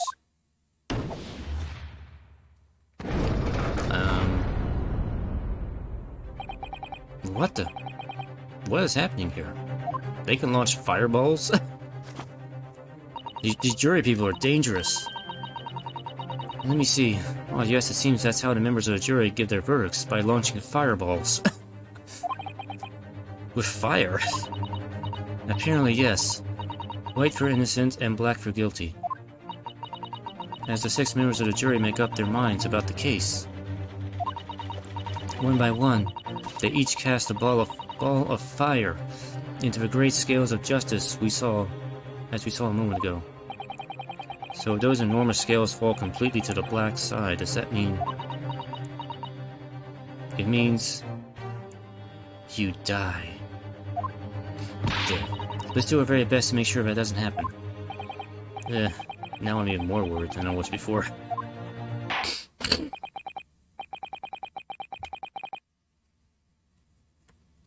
And all I'm doing is pressing for more information. I haven't even presented anything yet. Very well, the court acknowledges the change in the jury's stance. Counsel for the defense, please continue with your cross-examination. It's a nightmare. That's right, he stabbed him. I screamed, I did, I couldn't help it. Hold it! Did you scream like a little girl? He stabbed him, you say? And you were sitting up on the roof deck, were you? Yes, that's right. I was up on the roof seats. I remember seeing the little gent sitting next to the fellow that was stabbed. I had been thinking about a new hat design, you see, so I was just gazing absentmindedly around. But then I happened to look down through the skylight. He was sticking right off his belly with that huge, great knife. A grim sight indeed. That didn't help me at all. The jury looks like they're even more convinced my client did it than they were before. That appears to have made everyone even more dubious that Mr. McGilded is telling the truth. Or what? Oh. If only we had some evidence to counter their suspicions. Mr. First. Oh, yes, sir.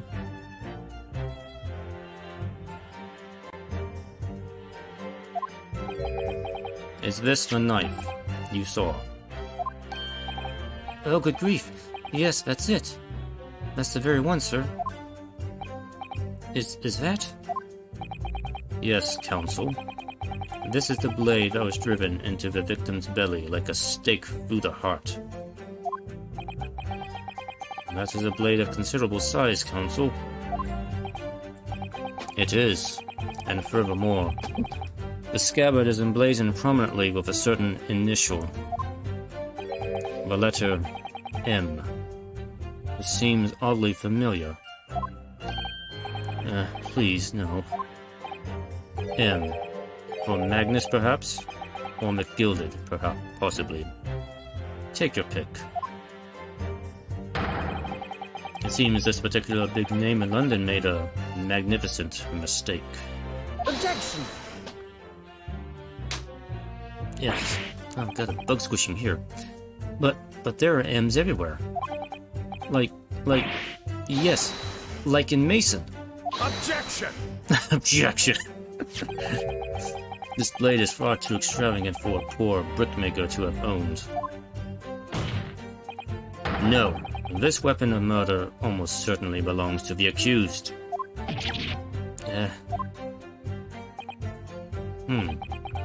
Not conclusive, but certainly compelling, counsel. Or what was it added? I want to examine this thing. My lord, if you'll forgive the interruption. Juror number 2. Go on. Mr. McGilded is a pillar of society and a gentleman. And a gentleman's word should be sacrosanct. However,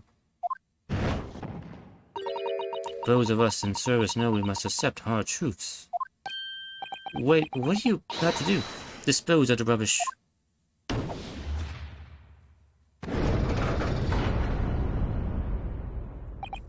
No. No. I don't wish to cause offense, but I do like to eradicate all traces of filth and grime. Hold it?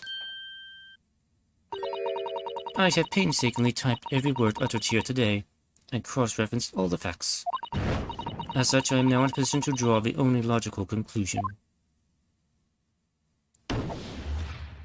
Death by fire.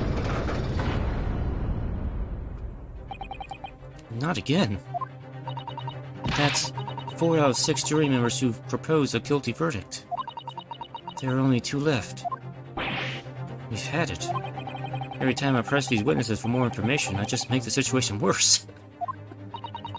Nevertheless, what we need more than anything at the moment is more information. We're still very much in the dark. I suppose we'll just have to keep pressing the witnesses, knowing that more sparks may well fly. We mustn't give up hope that we'll uncover something that will give us a way to fight back. But... alright, I'll keep trying. Can't give up. Just need to keep calm and listen to the witnesses' statements again. No, we haven't pressed the last statement yet. Also, I need to look at the knife here.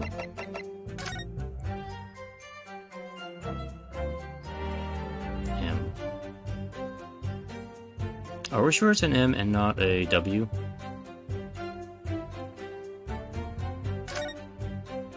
Because it could be upside down. An ornate letter M, undeniably Mr. Magnus McGilded's initial. And it's beautifully gilded too. It must be very valuable, I should think. Ah, what is it? Look at this M. If you turn it upside down, it becomes a W. This could change everything. A W. Yes, this is one of those, you know, turnabout cases. I'm sure of it. I'm afraid I don't know it at all. But what I am sure is that this is an M. Oh, well, that idea was quickly quashed. Don't quash my hopes, Susato, come on.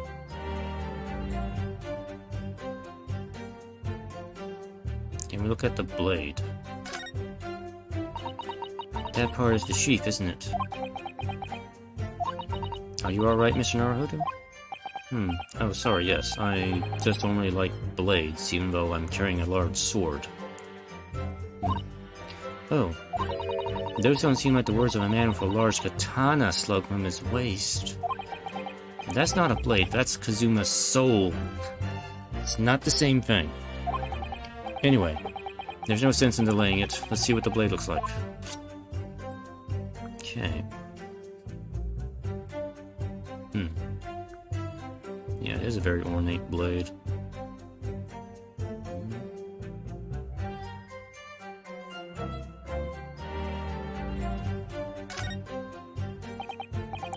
Looks like a lot like blood.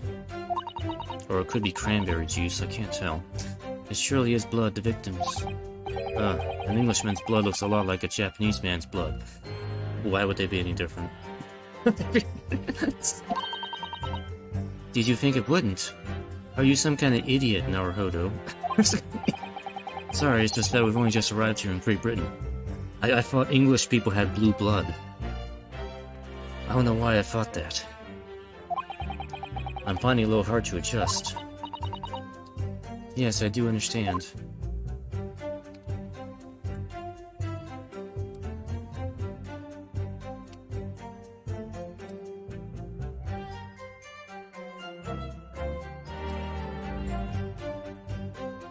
I think it's everything I can get out of that. That didn't really tell me much. We have one more statement. I assumed I heard a scream, stopped my breath, and I saw it too. What did you see? Hold it! What exactly did you see? Well, sir, that would be the passenger, sir. You just collapsed on the floor, he was. How and when did you see that?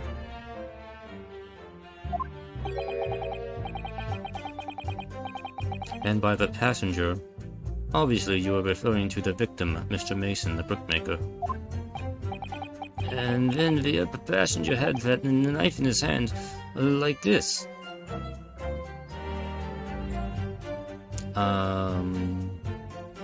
Wouldn't that have been before the murder?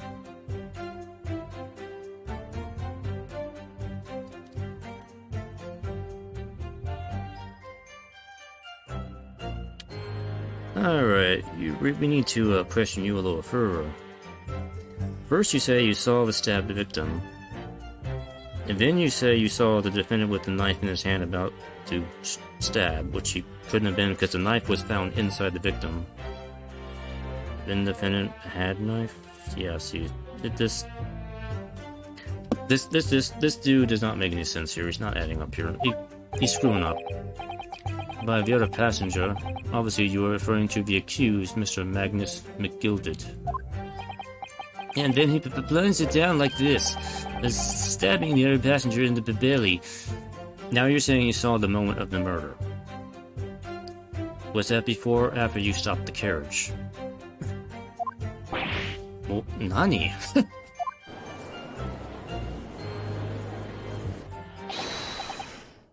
My lord, who wish to speak? Yes, juror number 5. Do I take it that you, too?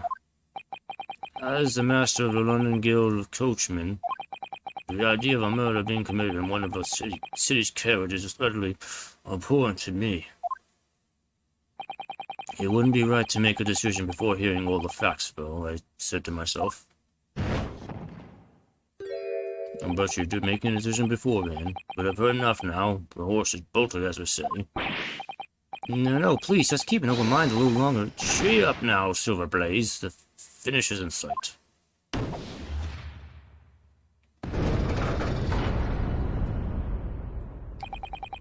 Beppo is a long-standing member of the guild, and I trust what the man says. Really, after what he just said, he contradicted himself. Were you not paying attention? You moron. Oh, thank you, sir. You're too kind, sir. Too unkind, sir. Which now means that 5 jurors agree to condemn this man. All what's left is the old lady.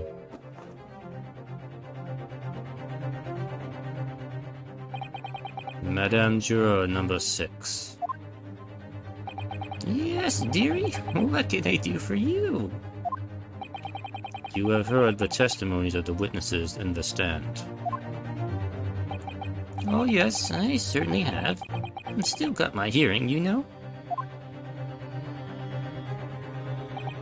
Then, pray tell, why are you yet to pronounce your leaning? Well, dear, the thing is, I'm a creature of habits, me. I cannot decide until I'm done with my knitting, and I'm not done yet. I always go to the park at around this time of day, and sit on a nice bench and get on with my knitting. There's a lovely little park just near where I live. McGilded Park, it's called. A gentleman donated it to the city, you know. To put a smile on Londoners' faces, he said. I can't imagine such a fine young gentleman would have it in him to take another man's life. He's always doing wonderful things for the city. That's right, a man like that wouldn't stab someone, surely.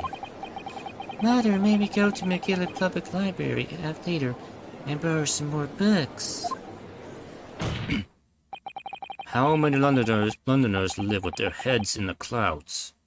Do you people not know what kind of man Magnus McGilded really is?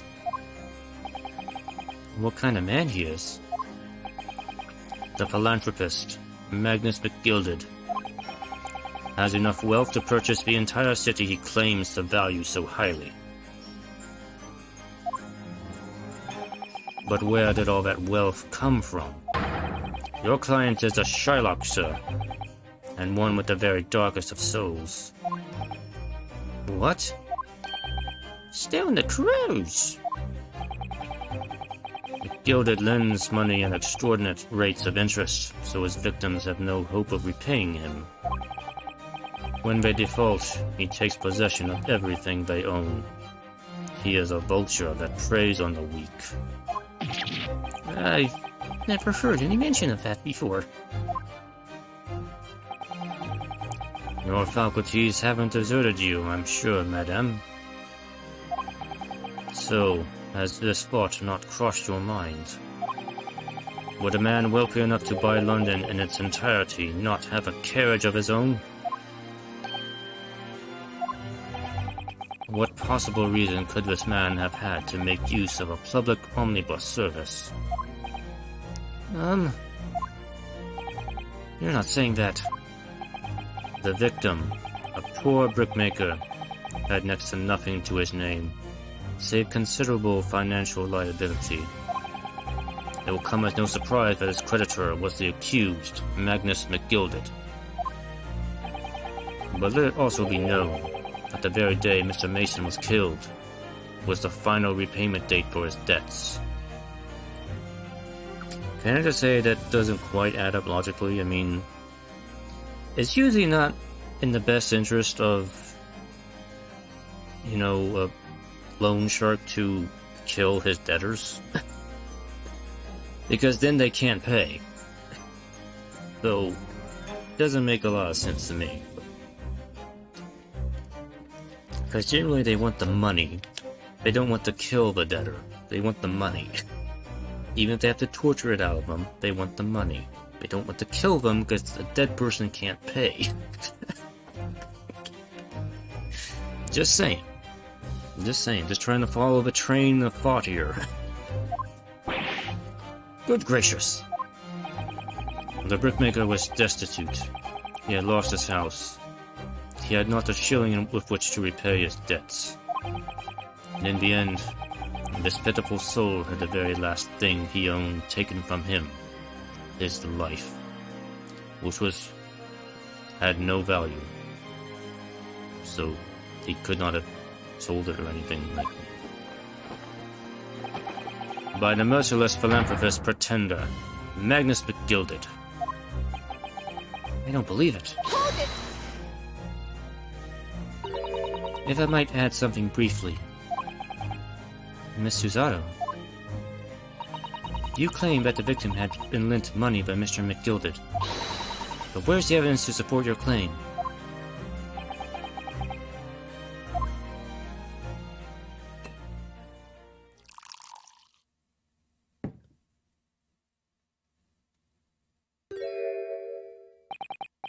Pray forgive the discourtesy of filling my hollowed chalice in a court of law. There it is. Lord Van Zeek's hollowed chalice. How can this be considered acceptable? But I find myself in unexpectedly good humor.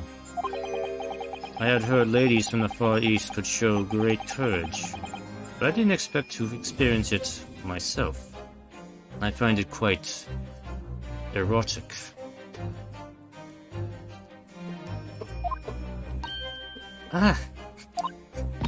As a useful assistant to the defense, I am simply doing my job. What a pity that your display of courage is in vain. This is the debtor's ledger, which details all monies loaned by the accused. You will find the victim's name clearly recorded inside. Oh. Allow me to present this ledger as evidence. And pray forgive the discourtesy of raising my chalice in a toast to the enigmatic East at the same time. You know what I mean. Marvelous toast, Counsel. I will gladly accept this new evidence. The victim who owed 20 guinea pigs. Ah yes, 20 guinea pigs. The victim owed a considerable sum. Let me look at that myself, please.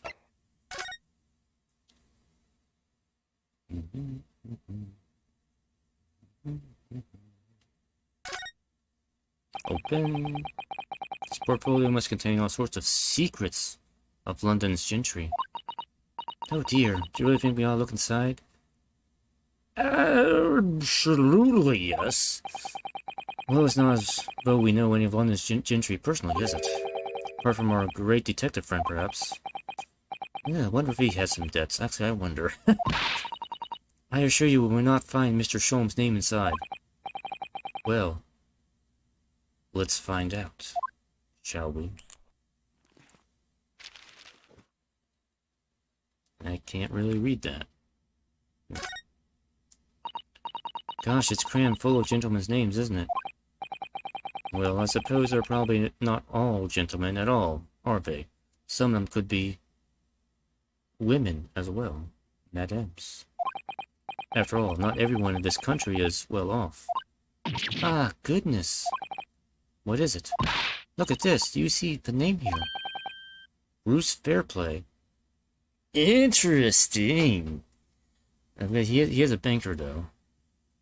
So, Bruce is in the ledger. Mr. Fairplay is in the ledger.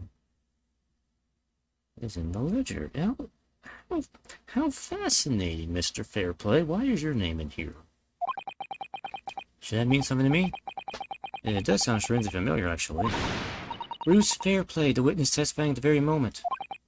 Oh yes, of course, the banker. Why is his name in here? Ah, he borrowed 20 guinea pigs, did he? And look, the repayment day is fast approaching. It is possible that... Yeah. It's possible that this is just a coincidence, of course. But this could be very useful information. Ah. We have something, I think.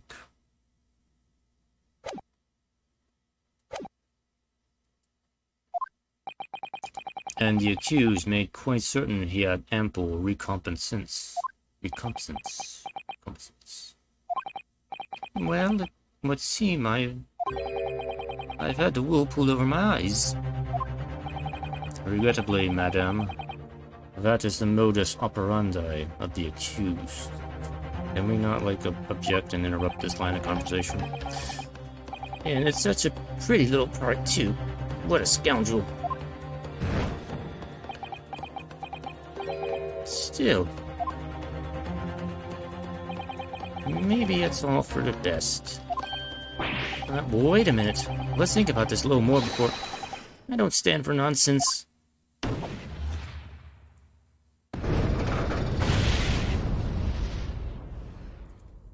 And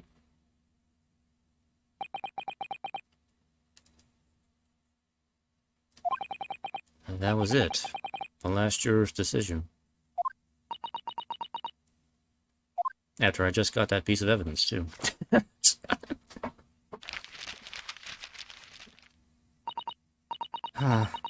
According to this Encyclopedia of British Law, when all members of the jury have concluded that the defendant is guilty, court proceedings are suspended and the presiding judge will deliver the final verdict and sentence. That's what it says here. The final verdict, you say? Well, I guess it's over. Let's pack up and go home. We're done here. Oh. There's a footnote, though. Footnotes. However, the defense... All 6 members of the jury are now in agreement in this case.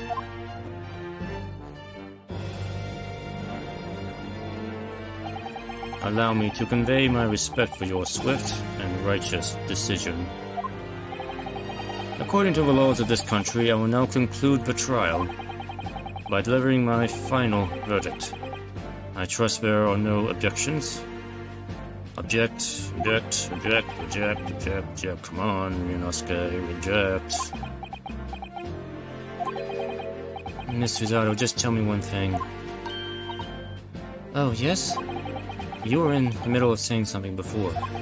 The footnote in your Encyclopedia of British Law. Whoever the defense... Can what? Finish your statement, please. What did it say next?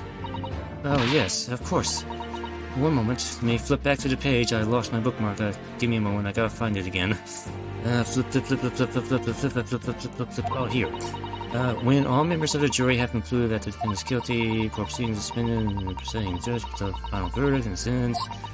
Then the footnote says, however, the defense has the right to demand a summation examination of the jurors at this point. Oh, we can cross-examine the jurors. Okay.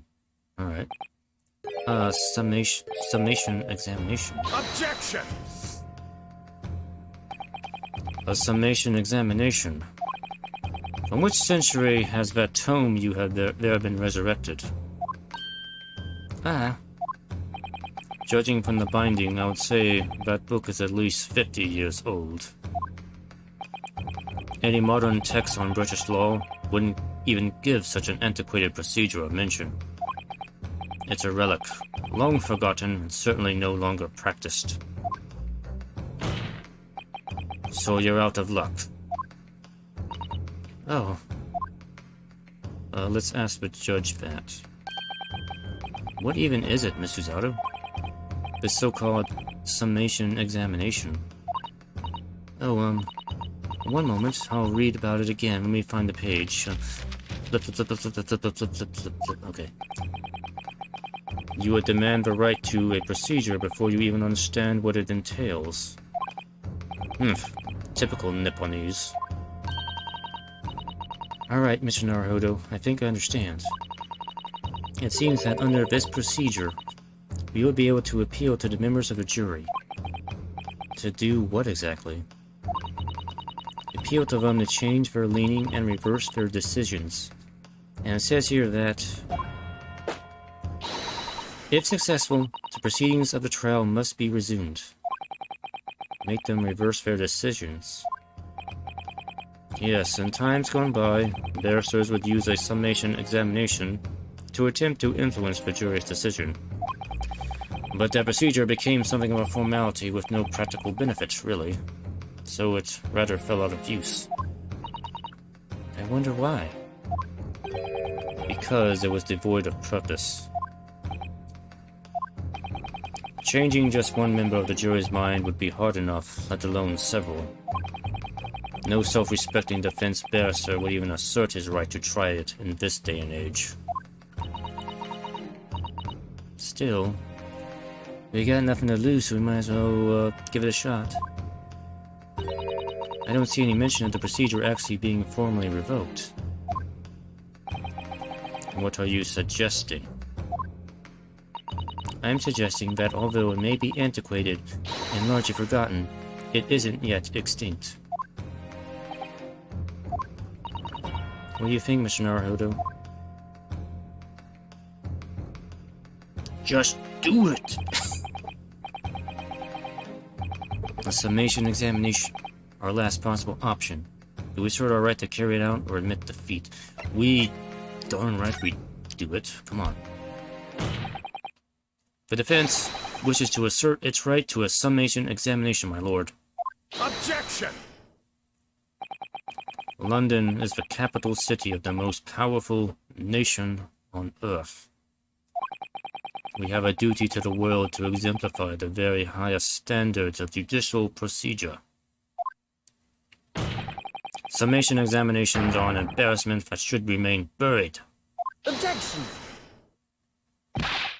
But if it's our right, it's our right. I believe it could prove vital in this trial. The defense's petition is perfectly valid. The court will proceed with the summation examination. This is madness. Foreman, are you and the remainder of the jury ready? Yeah. Well, I'm not. There was no mention of this in the letter I received. You've seen those, so... All members of the jury will be asked to explain on what grounds they have reached their decision. On what grounds? You must all justify your decisions, and explain why you believe the defendant to be guilty. Well, my lord, you're rather putting us on the spot. This is most irregular. No mention was made of this before. I don't really hold with all this justifying remark.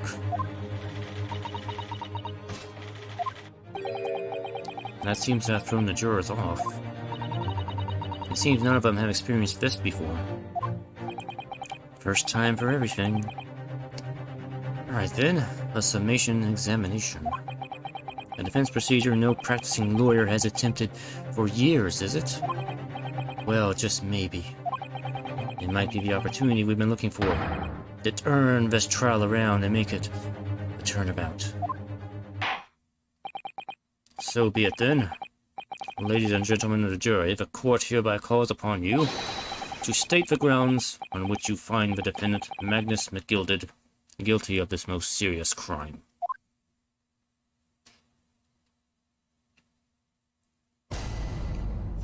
Judicial findings.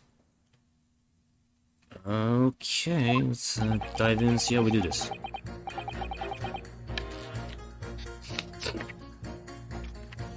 I'm going to switch to a new page here. Alright, Juror 1. There was no one else inside the carriage at the time, so it has to have been him. I trust the driver, he has an excellent memory, it seems. 4 passengers with fares totaling 20 pence each. I definitely call his memory into question. What did you say first? No one else inside carriage, okay.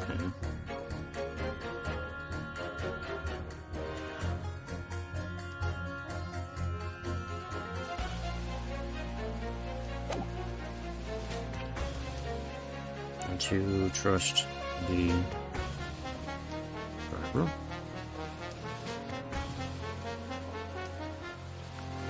Four passengers, 20 pence each. I will check that if that is correct.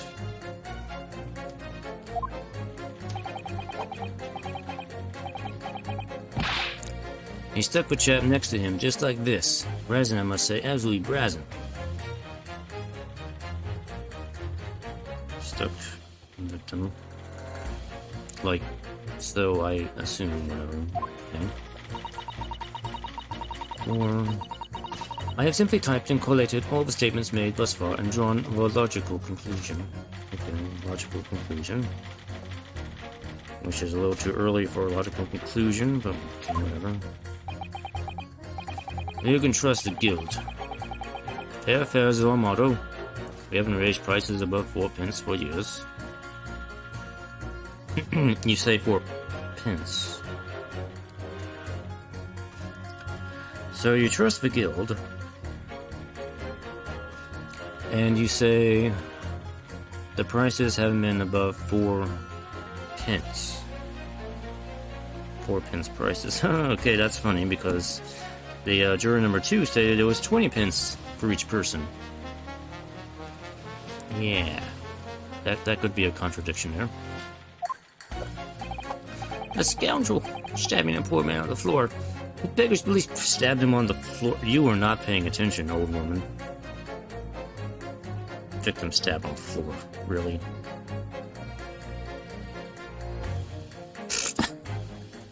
Yeah, these jurors were not paying attention, were they? They were asleep.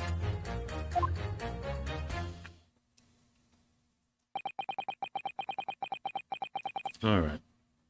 This one contradicts that one. And I would say probably 3 contradicts number 6. So it's like... yeah, okay. So there's potentially 2 contradictions we can hit them on. Sorry, I wish I hadn't pushed for this now. Oh, absolutely. Ryunosuke, this is totally fun. Some of the jurors don't seem to have wonderfully formed arguments, though, do they? Well, let's see what we can do. We need to get these 6 people to change their minds. I have to throw everything I can at them. Use some very persuasive language.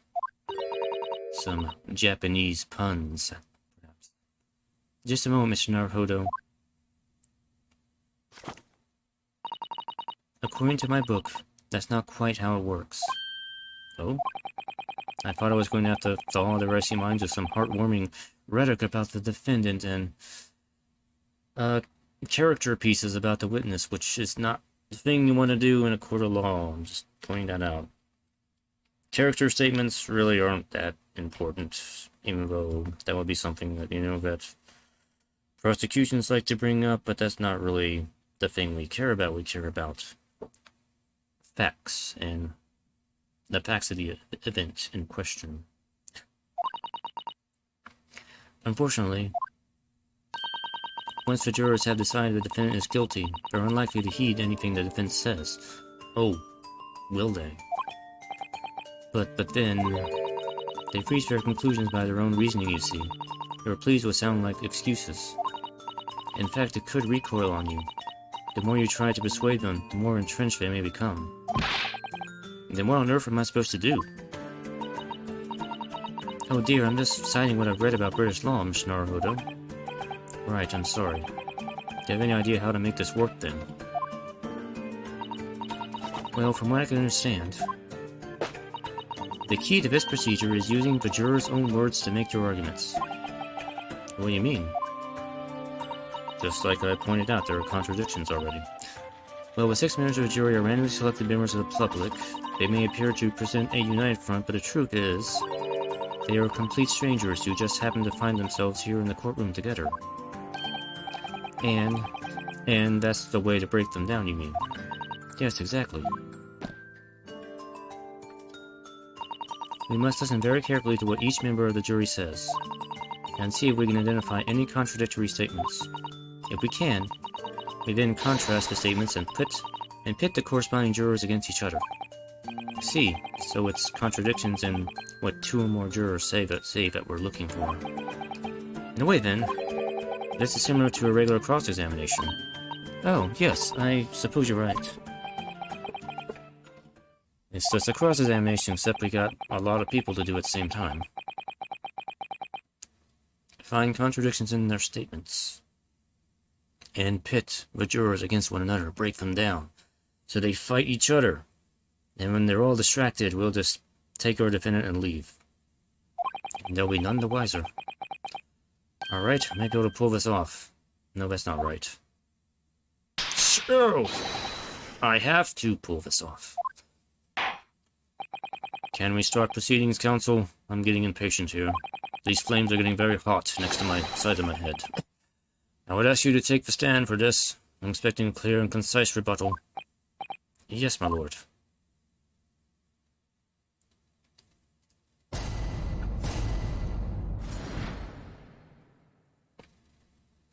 Defense's rebuttal. Alright, so I think we already know what we're gonna pit against, but let's start with this dude. Hold it! How? Careful, you could hurt somebody with that. What's this? Never find one to talk. What of that sword hanging from your waistband? No, that's just my battered friend's dead soul. Well, anyway, I despise anyone with too much money. All the same, I'll stab me some brickmaker or other behind the scenes, you make my words. That seems very unlikely, doesn't it?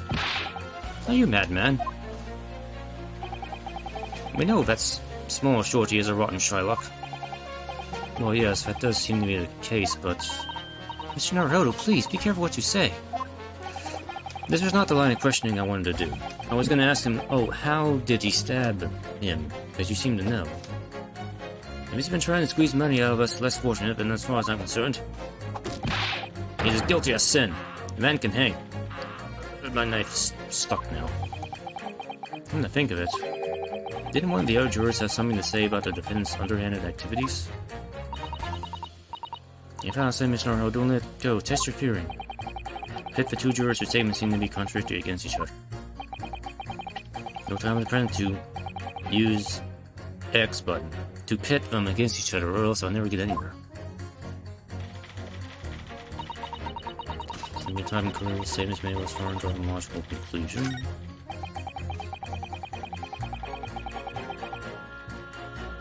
Four pins for use. Scoundrel stabbing and poor man on the floor, beggars belief.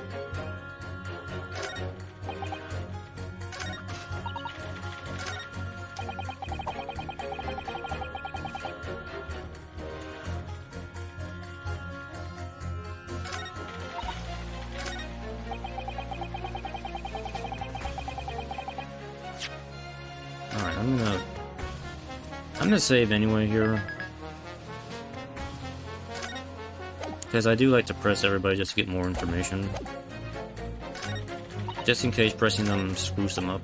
I don't know if that's what the game is going to do on me, but we'll see. Hold it! Certainly, the testimonies you've heard suggest the victim and Mr. McGilded were alone inside the carriage. Precisely my point. But could there be some other explanation, something we haven't considered yet? Such as... I got nothing. Well, perhaps that's something we could, all work out together now. Now listen here. Maybe you don't know how things work around here, because you're from foreign climes. We're here to form our opinions as individuals, and I have. Dear, he doesn't appear to be in the mood to consider an alternate point of view, does he? No, I'm going to have to pit the jurors against one another, like Sudasan said. And contradiction is the only way I'm going to concede. Okay, yeah, we know. Mr. Evans' excellent memory seems 4 passengers with fares totaling 20 pence. Okay, so you're saying fares total. Total. But that would mean the fare would have been like 5 pence each then at least. So yeah, okay, so that's still contradictory, yeah. Hold it! But does his ability to recall his takings that night really tell us how trustworthy the man is? Yes, I would say. I managed all his lordship's cash affairs, so I'm very particular when it comes to accounts. I see. A single penny can mean a difference between life and death after all, can it? Yes, it can mean a difference between 4 pence and 5 pence. That's a saying in your country. My point is, a man who minds his figures is a man you can trust. Both of us in service would swear to that, sir. Does that bench really need any more polishing? So the good driver says that he saw Mr. McGilded in the act. I don't doubt him. The only task left to do today is disposing of the rubbish. Now wait a minute. One of the other jurors mentioned something about money, I think. Now would be a very good time to listen carefully to the other jurors' statements again, Mr. Naruto. You notice an inconsistency in what the 2 different jurors are saying. I should expose it by pitting them against each other and let them fight. Yeah, let's see if I can just do that. Okay. I know.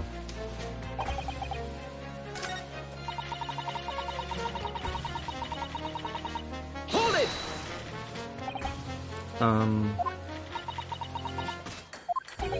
What have you been doing all this time? What have you been doing all this time? I should have thought it was obvious. I am recording everything that takes place as part of these proceedings. And what have you learned from that? For example, at this moment in time, the judge has used his gavel 11 times in total. The prosecution has snorted derisively at your remarks 7 times in total. And I might add, each time you have gawped like a simpleton. Thank you. And what's the point of that, exactly? So, anyway, Madame, are you able to explain why you think the defendant is guilty? That is a conclusion I have drawn as a result of the copious notes I have typed. Clearly, but I'm asking you to explain why you've drawn that conclusion. Please don't distract me, it makes it extremely hard to concentrate on my note-keeping. This is going nowhere.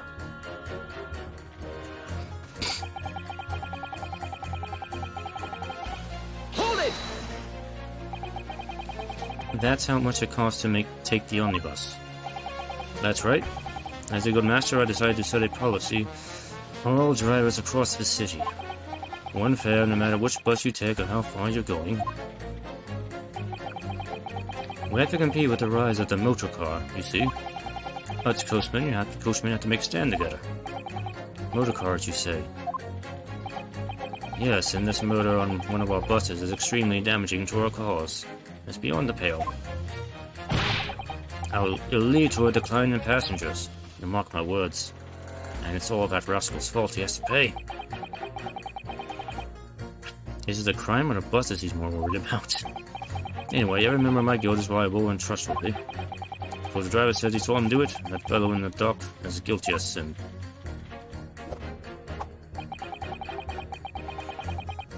Oh, now, on the phone. Let's try this.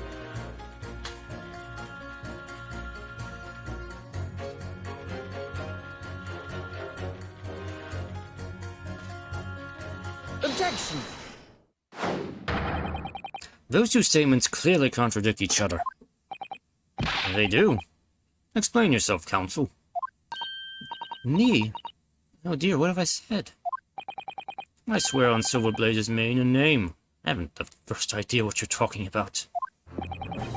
According to the group testimony we've heard so far, there were 4 passengers on the omnibus on the night in question. And according to the coachman, Mr. Beppo, he took 20 pence in fares.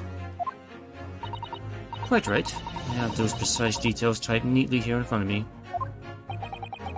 And juror number 5 also told us the following. The fare for the omnibus is always 4 pence. That it is, a fair and convenient single price, just the way London's carriages should be operated. But that doesn't add up at all. In fact, it leaves a glaring discrepancy in the facts. Why, man, why? 4 passengers paying 4 pence each. If you do the if I can talk, but there. If you can do basic math, it would be 16 pence. Exactly. As I said, it doesn't add up. The figures are different. By 4 pence, in fact. Or precisely 1 person's fare. 1 person's fare. Yes, in other words, on the omnibus that night, it's distinctly possible there was another passenger we've heard nothing about. Good gracious. This can't be right. The coachman of the guild are good, honest men. One and all. Trustworthiness is our watchword. The figures your coachman claims most certainly do not add up. Your watchword, good sir, is a fallacy. I beg your pardon. Mr. Guildmaster, I think you ought to consider that if this trial were to end now, the news will surely spread all over London that you overcharge for your customers. The news that one of your coachmen tried to hide the fact that he lets nefarious characters ride his omnibus. Alright then. How do I make it so this miserable trial doesn't end him? You can change your verdict. Well, according to my book here, you simply launch a ball of fire into the innocent side of this man and burn him to death. On a set of scales. Now hold your horses there, coachman. We're all in agreement. Why do you have to go in? Wait till I get my hands on you, Beppo.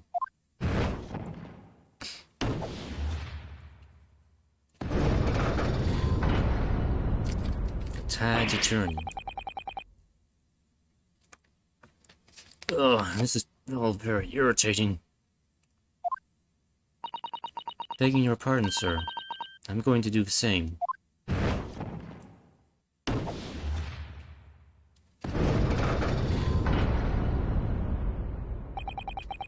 For the love of Mike. Not you as well.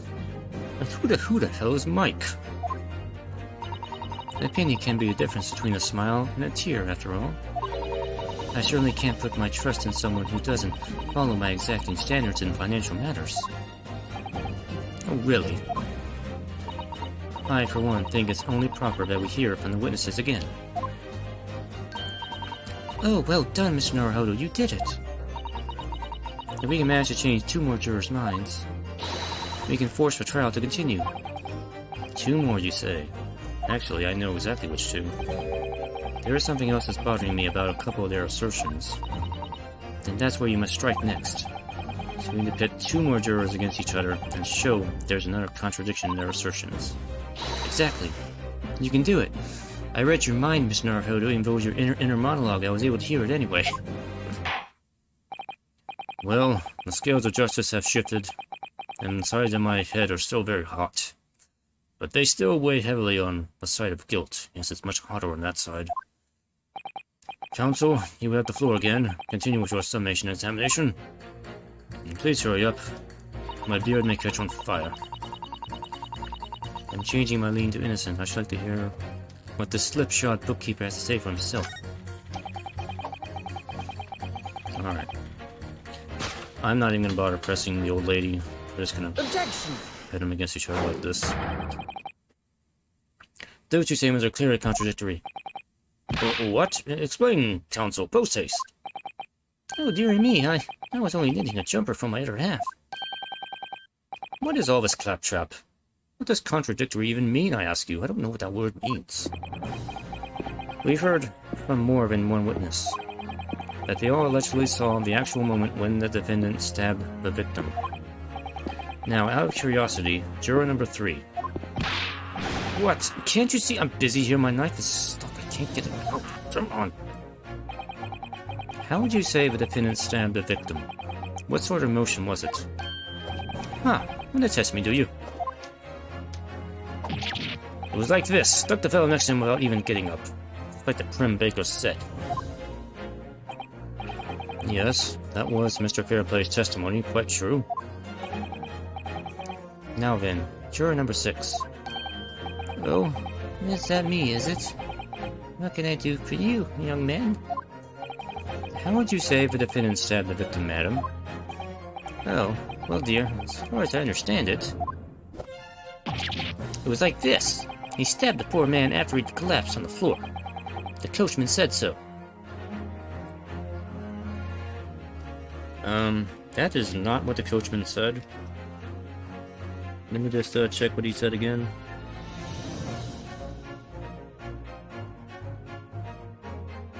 Well, actually, yeah. The coachman's testimony was just a load of crap, so I'm not really going to look at that again. Now, don't move. Take a look at these two jurors. He stuck the fellow next to him without even getting up. And he stabbed the poor man after he'd collapsed on the floor. So which is it? Well, I never. They're stabbing in totally different directions. What? Bless my stitches! What a muddle! What this tells us is that there's a strong possibility one of the witnesses isn't telling the truth. And I think we know which one. Oh. But why? Why the dickens would they lie? I don't know that yet. But what I do know is that if the trial ends at this point, we may never find out. We may never know the real truth. Ladies and gentlemen of the jury, can you really let that happen in all good conscience? Lies, you say? Oh, dearie me. I can't abide people telling lies.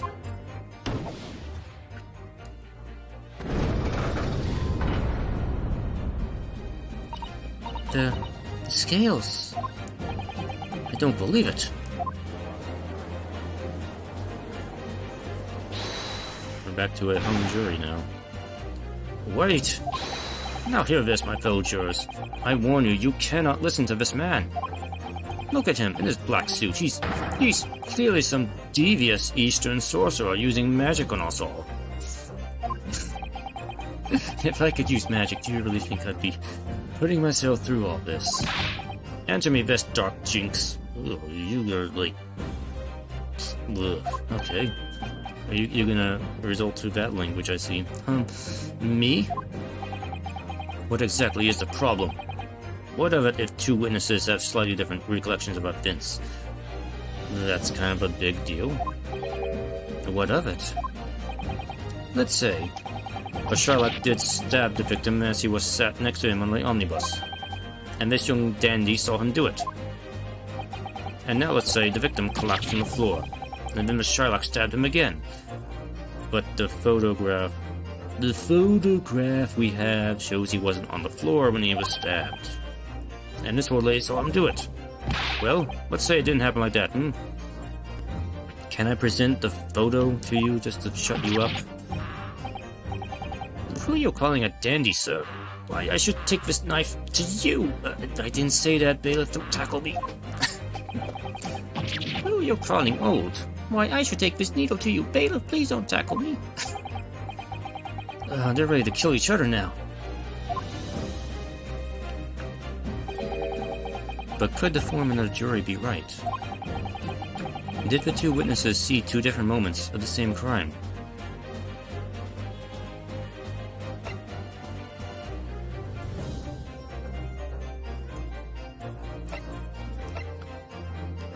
I mean, I'm gonna go with no, because I don't think the actual driver saw anything. I think he's just making shit up. Because his testimony was kind of full of bullshit.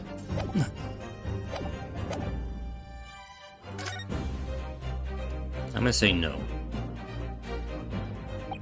Unfortunately, Mr. Foreman. What is it, you dark jinx? Come on now, Woodfit. What you're suggesting is impossible. It's out of the question. What are you talking about, man? How can you possibly say that? You do realize that I'm only doing my job. As foreman of the jury, I have a responsibility to steer everyone in the right direction. My direction. So where's your evidence, man? That's what I want to see. You want evidence? I will shove it in your face. I say the two witnesses saw two different moments of the same crime. If you say that's out of the question, show me proof. Looks like the only way I'm going to convince him is to present him with something he can't dismiss. Evidence. Some irrefutable hard evidence. As you wish. What? I'll give you the proof. It's out of the question that the two witnesses saw two different moments of the same crime is proven by... Look at this photograph! This clear piece of evidence. Well, Mr. Foreman? Do you know what they say about... Does the photograph not count?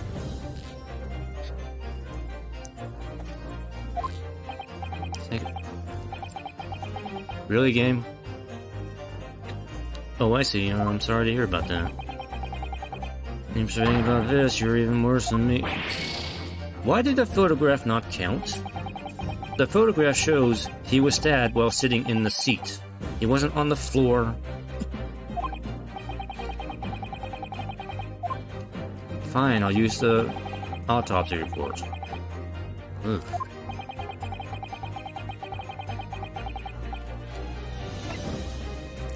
Everything of a single stab wound.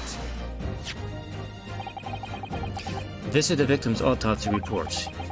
It shows the same thing in the fucking photograph. According to what's written here, Miss Mason was stabbed in the abdomen. Only once, as shown in the photograph I just showed you. Yeah, only once? It's quite simple. The victim was stabbed precisely one time, as shown in this photograph.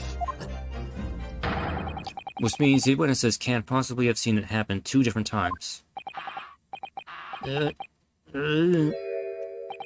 Alright, I concede defeat.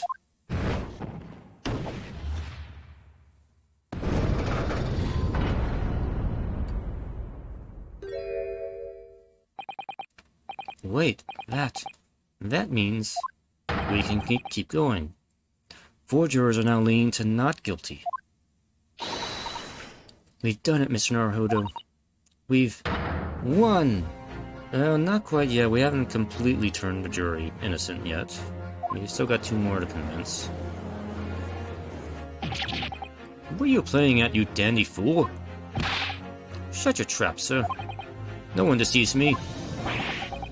But we had a consensus. I said shut your trap. I know a liar when I see one. And if the chap ever dares to cross the threshold of my shop... I'll take this razor-sharp blade and shave every last hair off his head. Yes, yummy. Yeah, I love to taste the blades in the morning. Please tell me he's a barber. Well, in a quite remarkable turn of events, the defense's summation examination has flipped the balance of scales of justice. It's now far harder on one side of my head now, I can tell. The jurors now stand at 2 for guilty and 4 for not guilty. Accordingly, there is no longer a large enough majority among the jury for me to educate, and the trial must continue.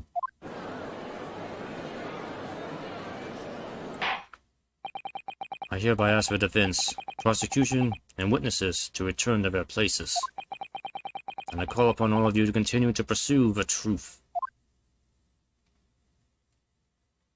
Please let me take a break here. Should probably stop here in a moment. So, Lord Van Zieks, continue to substantiate the case for the prosecution, if you please.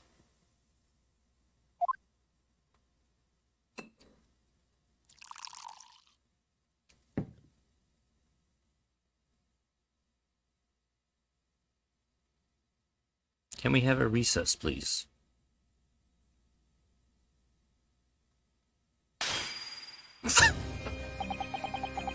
Having savored the rich aroma of the carmine contents of this hollow chalice, it may seem crash to crush it to dust.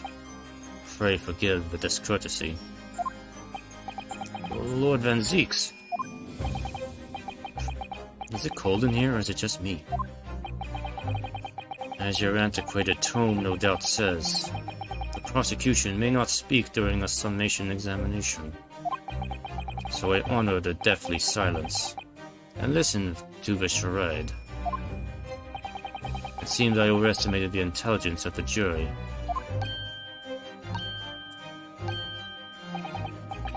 Well, no matter. There is nothing so hard to prove as a self-evident truth, it would seem. No. And why else would we grace the courtroom? Our presence, after all. So, let us proceed to the next round of battle. I throw my cape at you. Bring forth the witnesses once more.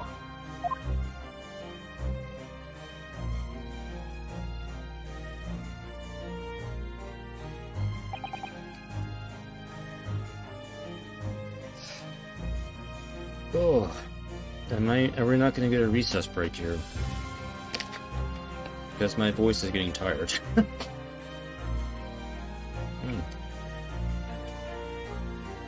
I mean, I could just keep going if we're close to the end. I don't know how long this is supposed to be. I'll keep going till 3. We have 15 more minutes here. 15 more minutes. Witnesses. I trust you heard the summation examination we have just had to endure. Yes, sir, that I did, sir. Of course I heard it. Yes, sir, I heard it. You, sir, on the end, the coachman. I believe it's Debtor. Yes, sir, my lord, sir. If it transpires that in your previous testimony, that you were attempting to veil the presence of a 5th passenger on your omnibus, you will be found guilty of perjury. You are advised to bear that in mind, sir. Me dear. Now then, witnesses, I hereby call on you to testify before the court again. You will explain the various misgivings brought to our attention by the defense's summation examination.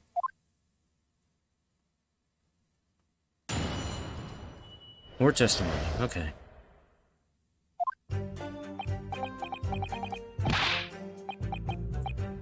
I only carried 4 passengers that night, I swear, but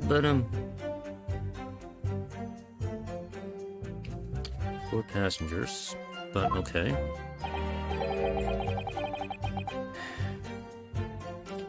Well, I for one was told I had to pay 5 pence for the bus. You were told you had to pay 5? Told I had to pay 5. He fiddled us on the fare, he did. And then I saw that blood-curdling sight as well. It was all too much.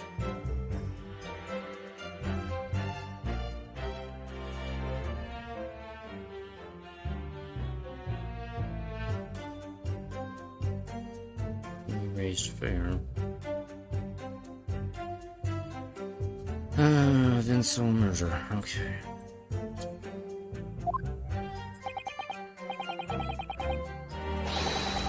I tell you, I saw McGilded stabbing that man.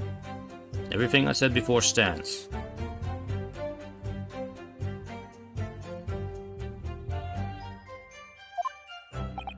Yes. Yes, he stabbed him. Yes, he did. I think so, yes. This dude.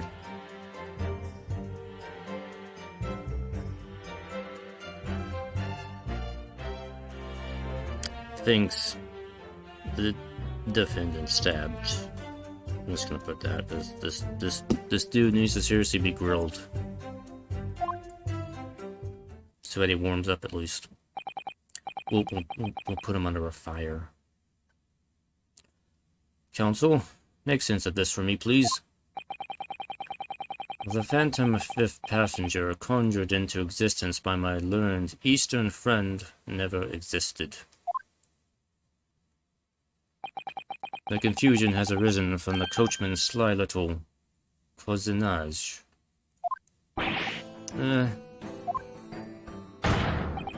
Beppo, explain yourself.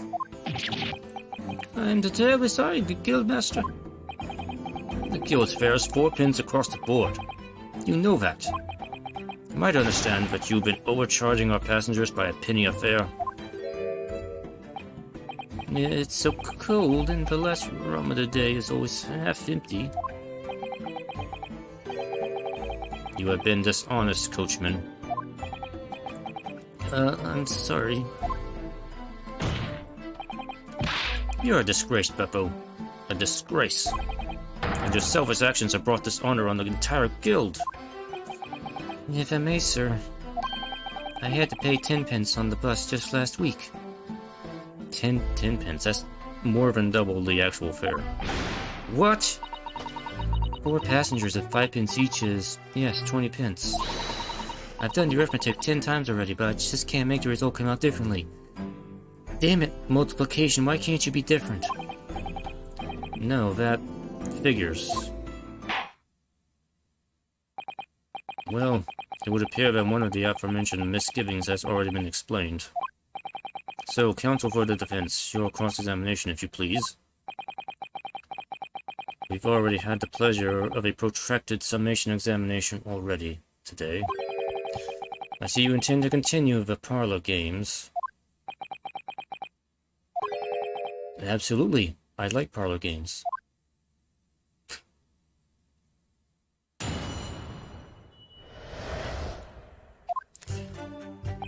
Okay, what can we do with these fellows? Alright, so we said he had 4 passengers. Fair players only had to pay 5 pence. First agrees with that. Then saw a murder. And FP saw the murder, and B thinks he saw the murder. Alright, I just want to kind of speed things up here, so I'm just going to press the last statement here. I want to know how he saw the murder.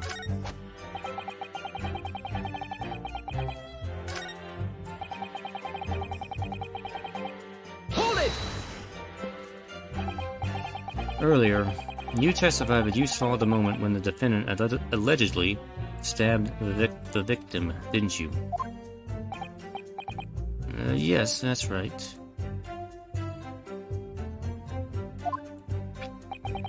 You said that the victim was on the floor, and described the assailant holding the knife in an ice-pick grip.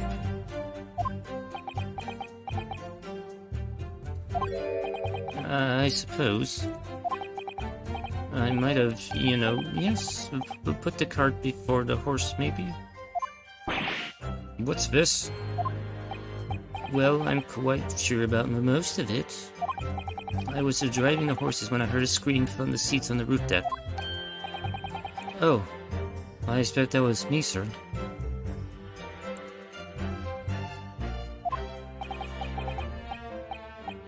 And then when I turned around, yes, I saw it through the skylight.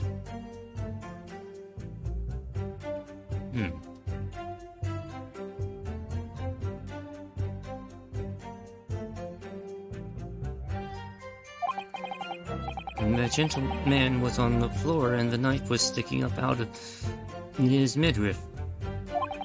That's right, yes, and the fellow holding the handle was the famous man, yes. So in short, you didn't see the moment when the victim was actually stabbed at all. I really thought that I did, but I'm stupid. When I go over it again in my head, no, I suppose I didn't actually see the precise moment of the stabbing, did I? Excuse me? Do you have something to say? Do you have something to say about that, Mr. Fairplay? Now you listen to me. I know what you're thinking. He didn't really see the exact moment the fellow was stabbed. What are the chances of that? Yeah. Are you asking me or telling me? He's getting flustered. You might be able to extract some new information from him if I answer him cleverly. Could he have just happened to see the exact moment the crime was committed? Are we talking about Beppo or Mr. Fairplay here?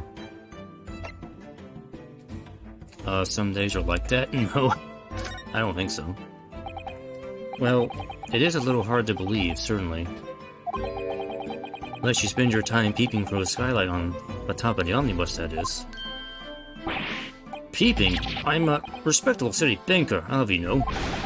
And I know what I saw. I remember it as clear as a Ballarat day. It was a grim scene, I don't mind telling you. Thank you, Mr. Fairplay. Oh, excuse me if I was getting a little hot under the collar there, my lord. I would ask you to supplement your testimony with a clear statement about what exactly you saw.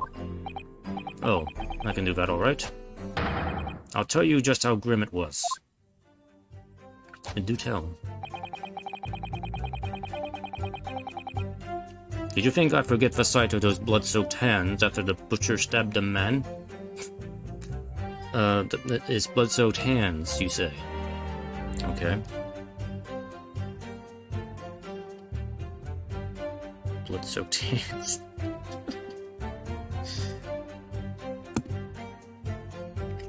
Yeah, let's just, hands, you say.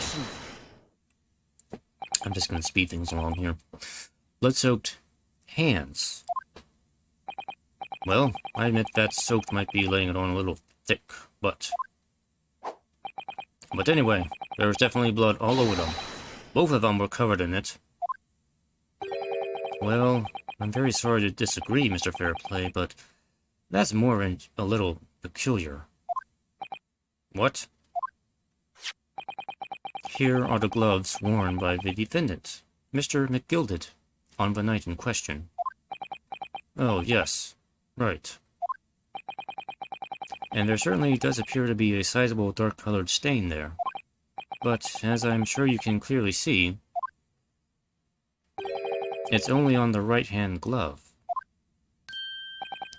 Ugh. Nibble. In short, Mr. Fairplay, your testimony is inconsistent. Yeah. But no, that can't be right. So you're the liar here, then. Ah. That's right, you were quite clear about it. You said, both hands.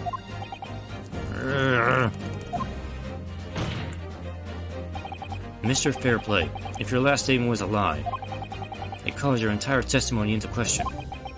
You say you saw the moment the victim was stabbed, but is that really the truth? Objection! It was a simple mistake. You can't justify accusing this man of lying. Yes, it wasn't both hands, it was only one. The fact remains. The victim's blood was on the accused. Objection! No, Mr. Fairplay categorically stated that he saw blood all over both hands. Which means there's a strong possibility that this witness was deliberately trying to mislead the court. Why, I'm a city banker, for pity's sake. My word should be of a gold standard. I'm a gentleman, not some gutter snipe. Upstanding members of society don't barricade. He's claiming they have no reason to lie. But if that really the case? Mr. Naruhodo, if we had some evidence to explain why Mr. Fairplay might be lying, you know, like a certain debt he owed, it could turn the tide in this trial completely. Something to show this man has a compelling reason to lie in his testimony. I might just have something. My lord. Yes, counsel. The defense is ready to present evidence. By Jove, are you sure? Yes, evidence that will clearly demonstrate why Mr. Fairplay had reason to lie in his testimony.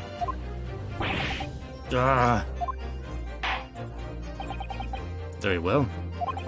I hereby call on the defense to present its evidence. The evidence that demonstrates a motive for the witness's alleged deception of the court. Take that! This is a list of the debtors who owe money to Mr. McGilded.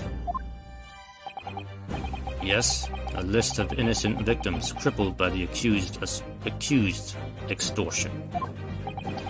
The point is, among the names of those debtors is your name, Mr. Bruce Fairplay. What? Mr. Fairplay, are you currently indebted financially to the accused? No, well, it's barely worthy of being called a debt. According to this ledger, you owe 20 guinea pigs. Not an inconsiderable sum of money, wouldn't you say? Well, what of it? Let's suppose Mr. McGilded were to be found guilty of murder. What would become of your debt in that case? These documents state that the loan agreement is forged between two individual parties. Therefore, will the creditor, the defendant here, be sentenced to a capital punishment. All outstanding debts which were owed to him would be annulled. They would cease to exist. Cease to exist? Mr. Fairplay, is it not the case that you claimed in your testimony to have seen something you never in fact saw? In a devious attempt to annul your debt of 20 guinea pigs to the defendant. My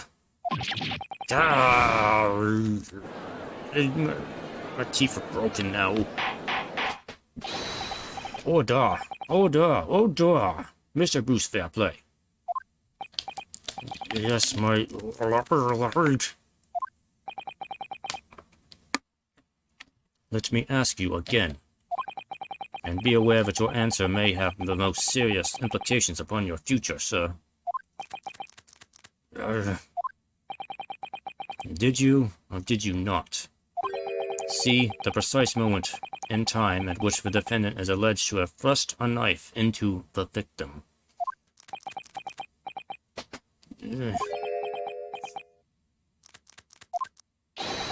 Your silence speaks volumes. You did not tell the truth in your testimony. Alright. Now let's not make a melodrama out of this. Perhaps I did overstate the truth a pinch. A pinch? But it makes no difference. I definitely remember seeing blood on McGilded's hands. Both of them. Objection! And yet only one of the defendant's gloves, which we have here as evidence, is stained. So you keep saying.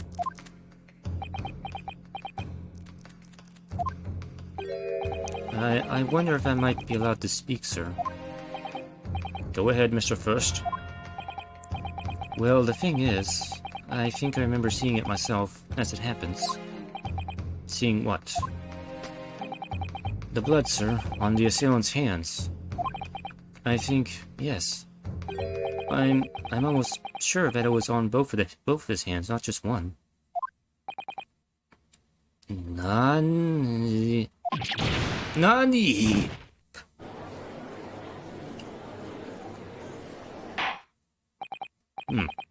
It It would appear that we're going to need further testimony from all you witnesses, even though you're a bunch of liars. This time, I would like to know precisely what you did and what you did not see, like I said the last time. Alright, I'm at 3 hours here. I'm probably going to just stop and continue this another time, because it's getting kind of late here. Do I make myself perfectly clear? Yes. Mr. Naruhodo, this is good news. The course of the trial seems to have shifted slightly at last. Yes. I might finally have a chance to turn things around here.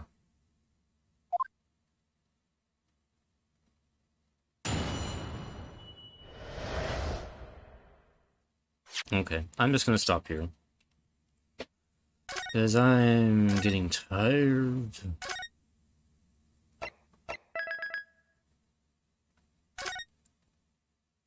But alright.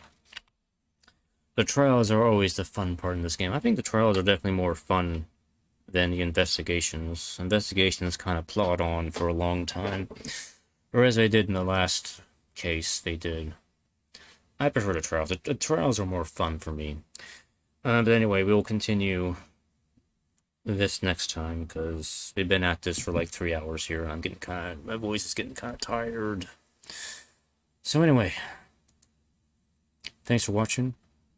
Things are definitely heating up now that we have an actual trial case to conduct. And yeah, this dude, okay, that dude is the, behind Naruhodo here in the picture. That's the Chief Lord Justice. Strongheart. He looks kind of like Malos from the back, doesn't he? I don't know why. He makes me think it's Malos right there. It's like, no, it's not Malos. It's this other dude, Strongheart. Anyway, I'll continue this another time. Maybe tomorrow night or next week sometime. We'll see. I haven't decided if I'm going to stream tomorrow night or not, but we'll see how I feel.